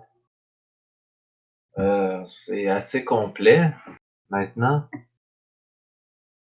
Ouais, Hein. ouais, c'est vrai. Sinon, au Si pire, je on, résume. Ah oui, juste ça. Peut-être juste vous dire ça. C'est vrai que quand je commence, moi, on m'arrête plus. Non, je plaisante. Mais juste le sabbat dans les actes des apôtres. Le sabbat est cité 9 fois dans les actes des apôtres. La première mention précise une distance qui correspondait au chemin que les Juifs étaient autorisés par la tradition à parcourir le jour du sabbat. Les autres mentions nous montrent que Paul et ses compagnons saisissaient l'occasion fournie par le repos hebdomadaire national du 7e jour pour rencontrer les Juifs, soit dans leur synagogue, soit dans les lieux où ils étaient assemblés. Sauf que il y a plein de textes, je peux vous les citer si vous voulez, mais qui disaient qu'il allait rencontrer des Juifs, des Grecs, où tout le peuple et des Grecs, c'était pas des Juifs. Mais bon, bref. Le sabbat dans les épîtres. Euh, attendez, ouais, cela ne doit pas nous surprendre parce que Paul annonçait d'abord l'évangile aux Juifs et en serviteur zélé et intelligent, il s'adaptait aux habitudes du judaïsme établi pour enseigner avec efficacité. Ne déduisons donc pas de ces passages que les chrétiens doivent se réunir dans les synagogues et le jour du sabbat. Par contre, il faut noter que c'était le dimanche qu'ils célébraient la scène. Alors il dit ça dans Acte 20, ouais, ça faut qu'on voie ce texte-là. Donc Acte 20, verset 7. Acte 20, verset 7, où il dit, et le premier jour de la semaine, les disciples étaient assemblés pour rompre le pain. Paul discourait avec eux devant partir le lendemain et il prolongea son discours jusqu'à minuit. Oui, mais qu'est-ce qu'il est écrit au début? Et le premier jour de la semaine. C'était pas le 7e. Pourquoi le dimanche, qui est appelé premier jour de la semaine, maintenant il se retrouve le 7e de la semaine? Voilà. Rebonjour les amis, suite à un incident technique, je vais réenregistrer la fin. Donc nous nous étions arrêtés à Acte 20, verset 7, qui nous dit, je vais relire, et le premier jour de la semaine, les disciples étant assemblés pour rompre le pain, Paul discourait avec eux devant partir le lendemain, et il prolongea son discours jusqu'à minuit. Amen. Donc il est bien dit, et le premier jour de la semaine. Donc les disciples étaient assemblés pour rompre le pain, et donc souvent, beaucoup de frères et sœurs prennent ce texte comme prétexte. C'est pas parce qu'ils s'arrêtaient le premier jour de la semaine que ça enlève la solennité du 7e jour, bien au contraire, parce qu'ils disent et le premier jour de la semaine. Alors que le premier jour de la semaine, dimanche, maintenant il est devenu le 7e. Pourquoi? Et pour répondre déjà à Acte 20, verset 7, nous voyons dans Acte 2, à partir du verset 44 jusqu'au 47, mais c'est surtout le 46. Donc Acte 2, 44 à 47 qui nous dit Or, tous ceux qui croyaient étaient dans un même lieu et avaient toutes choses communes. Ils vendaient leurs possessions et leurs biens et les distribuaient à tous selon le besoin que chacun en avait. Et le verset 46, et ils étaient tous les jours assidus au temple d'un commun accord, tous les jours. Et rompant le pain dans leur maison, tous les jours ils prenaient leur nourriture avec joie et simplicité de cœur. Pardon. Donc nous voyons tous les jours. Et le verset 47, louant Dieu et étant agréable à tout le peuple, Et le Seigneur ajoutait tous les jours à l'église des gens qui étaient sauvés. Donc tous les jours, ils se réunissaient. Donc le premier jour, en n'enlevant rien. Et justement, j'aimerais finir avec vous, les amis. J'aimerais conclure. Donc le pape en 1950. Donc d'abord, j'aimerais prendre avec vous Daniel 7, 25, version Louis II qui est assez littérale. Ensuite, pour conclure, alors Daniel 7, 25, version Louis II qui nous dit « Il prononcera des paroles contre le Très-Haut, il opprimera les saints du Très-Haut et il espérera changer les temps et la loi, et les saints seront livrés entre ses mains pendant un temps, des temps et la moitié d'un temps. Amen. » Un jour, on fera une étude sur un temps, des temps et la moitié d'un temps, si vous voulez. Donc, espérera changer les temps et la loi. Est-ce que ce verset n'a pas été accompli avec le changement de, vous voyez, le dimanche, premier jour de la semaine, Marc 16, 9, on voit dans les versions littérales que Jésus est ressuscité le matin d'un premier jour de la semaine. Et Marc 16, 9, version dynamique, et Jésus étant ressuscité un dimanche matin. Donc on voit que dimanche, c'est le premier jour de la semaine pour la Bible, pour Dieu. Et dans nos calendriers, il est le 7e jour. Donc il y a bien eu un changement. Et nulle part, vous pouvez parcourir la Bible tout entière. Il n'y a aucun changement de jour dans toute la Bible tout entière. C'est l'homme qui a fait ce changement. Et regardez Daniel 7, 25. Espérera changer les temps et la loi. Donc les temps, ils ont été changés. Tous les jours ont été décalés d'un jour. Je vais y venir, j'ai presque fini. Et la loi, le 4e commandement est souvent, il est souvent transféré au premier jour, alors que donc on voit bien que que les temps et la loi sont changés. Et pour une fois, la Bible du semeur, plus dynamique, nous dit: il proférera des paroles contre le Très-Haut, opprimera les membres du peuple saint du Très-Haut, entreprendra de changer le calendrier et la loi. Cela n'est-il pas fait, le calendrier? Et le peuple saint sera livré à sa merci pendant un temps, 2 temps et la moitié d'un temps. Amen. Et justement, pour y venir, donc ça prouve bien que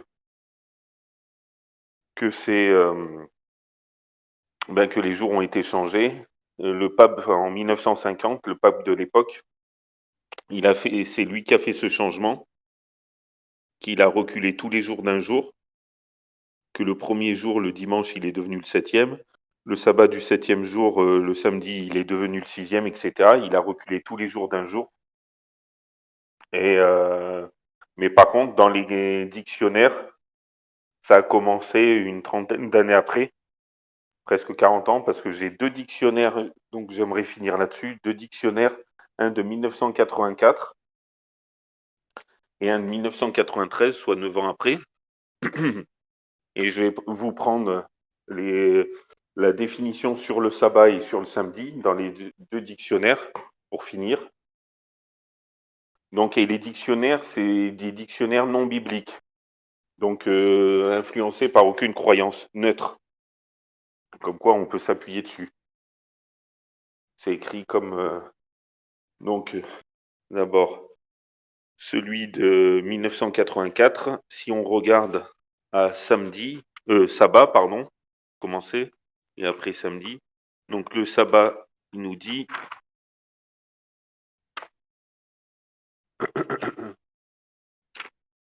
désolé les amis, j'ai un chat dans la gorge. Alors sabbat, repos que les Juifs doivent observer le samedi, jour consacré au culte divin. Si vous voulez, je prendrai une photo, je vous l'enverrai. Et samedi,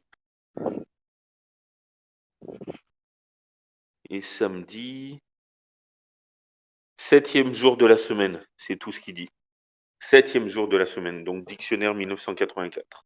Le micro-Robert 1984, maintenant le petit Larousse illustré de 1993 nous dit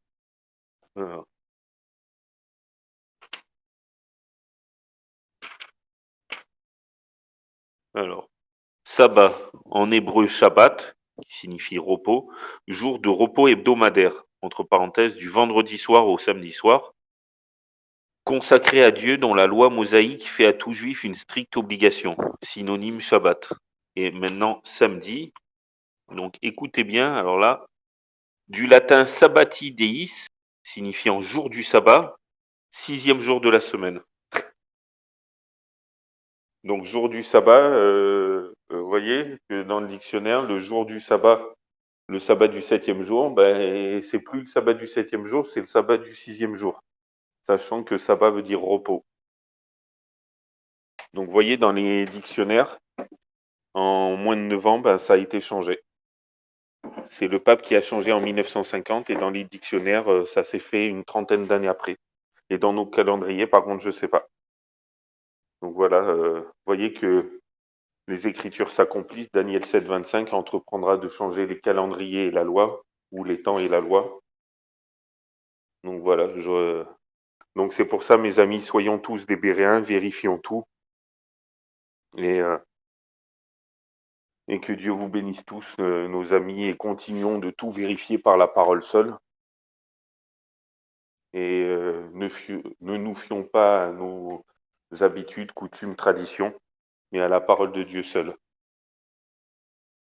Voilà, mes amis, ben, que Dieu vous bénisse et je vous aime tous et je vais prier pour conclure.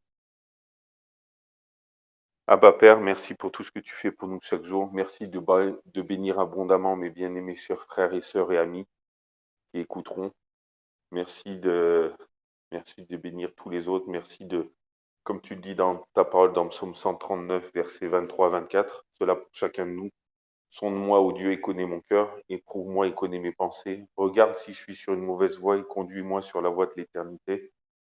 Merci de nous faire comprendre ta parole. Merci que nous puissions la mettre en pratique. Et merci pour tout ce que tu es, pour tout ce que tu as fait et tout ce que tu continues de faire pour chacun de nous. Merci d'ouvrir notre intelligence. Merci d'ouvrir nos cœurs à toi, à ta parole, à tout ton amour. Et merci de faire infiniment au-delà de tout ce que nous savons te demander et penser. Merci de nous faire persévérer tous jusqu'au bout. Et merci pour tout. Au nom de Jésus, Amen.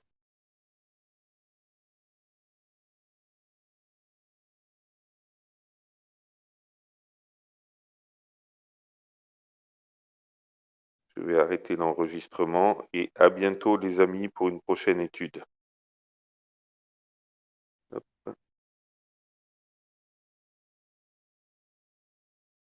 À bientôt les amis. Que Dieu vous bénisse tous en surabondance, vous et vos familles et amis.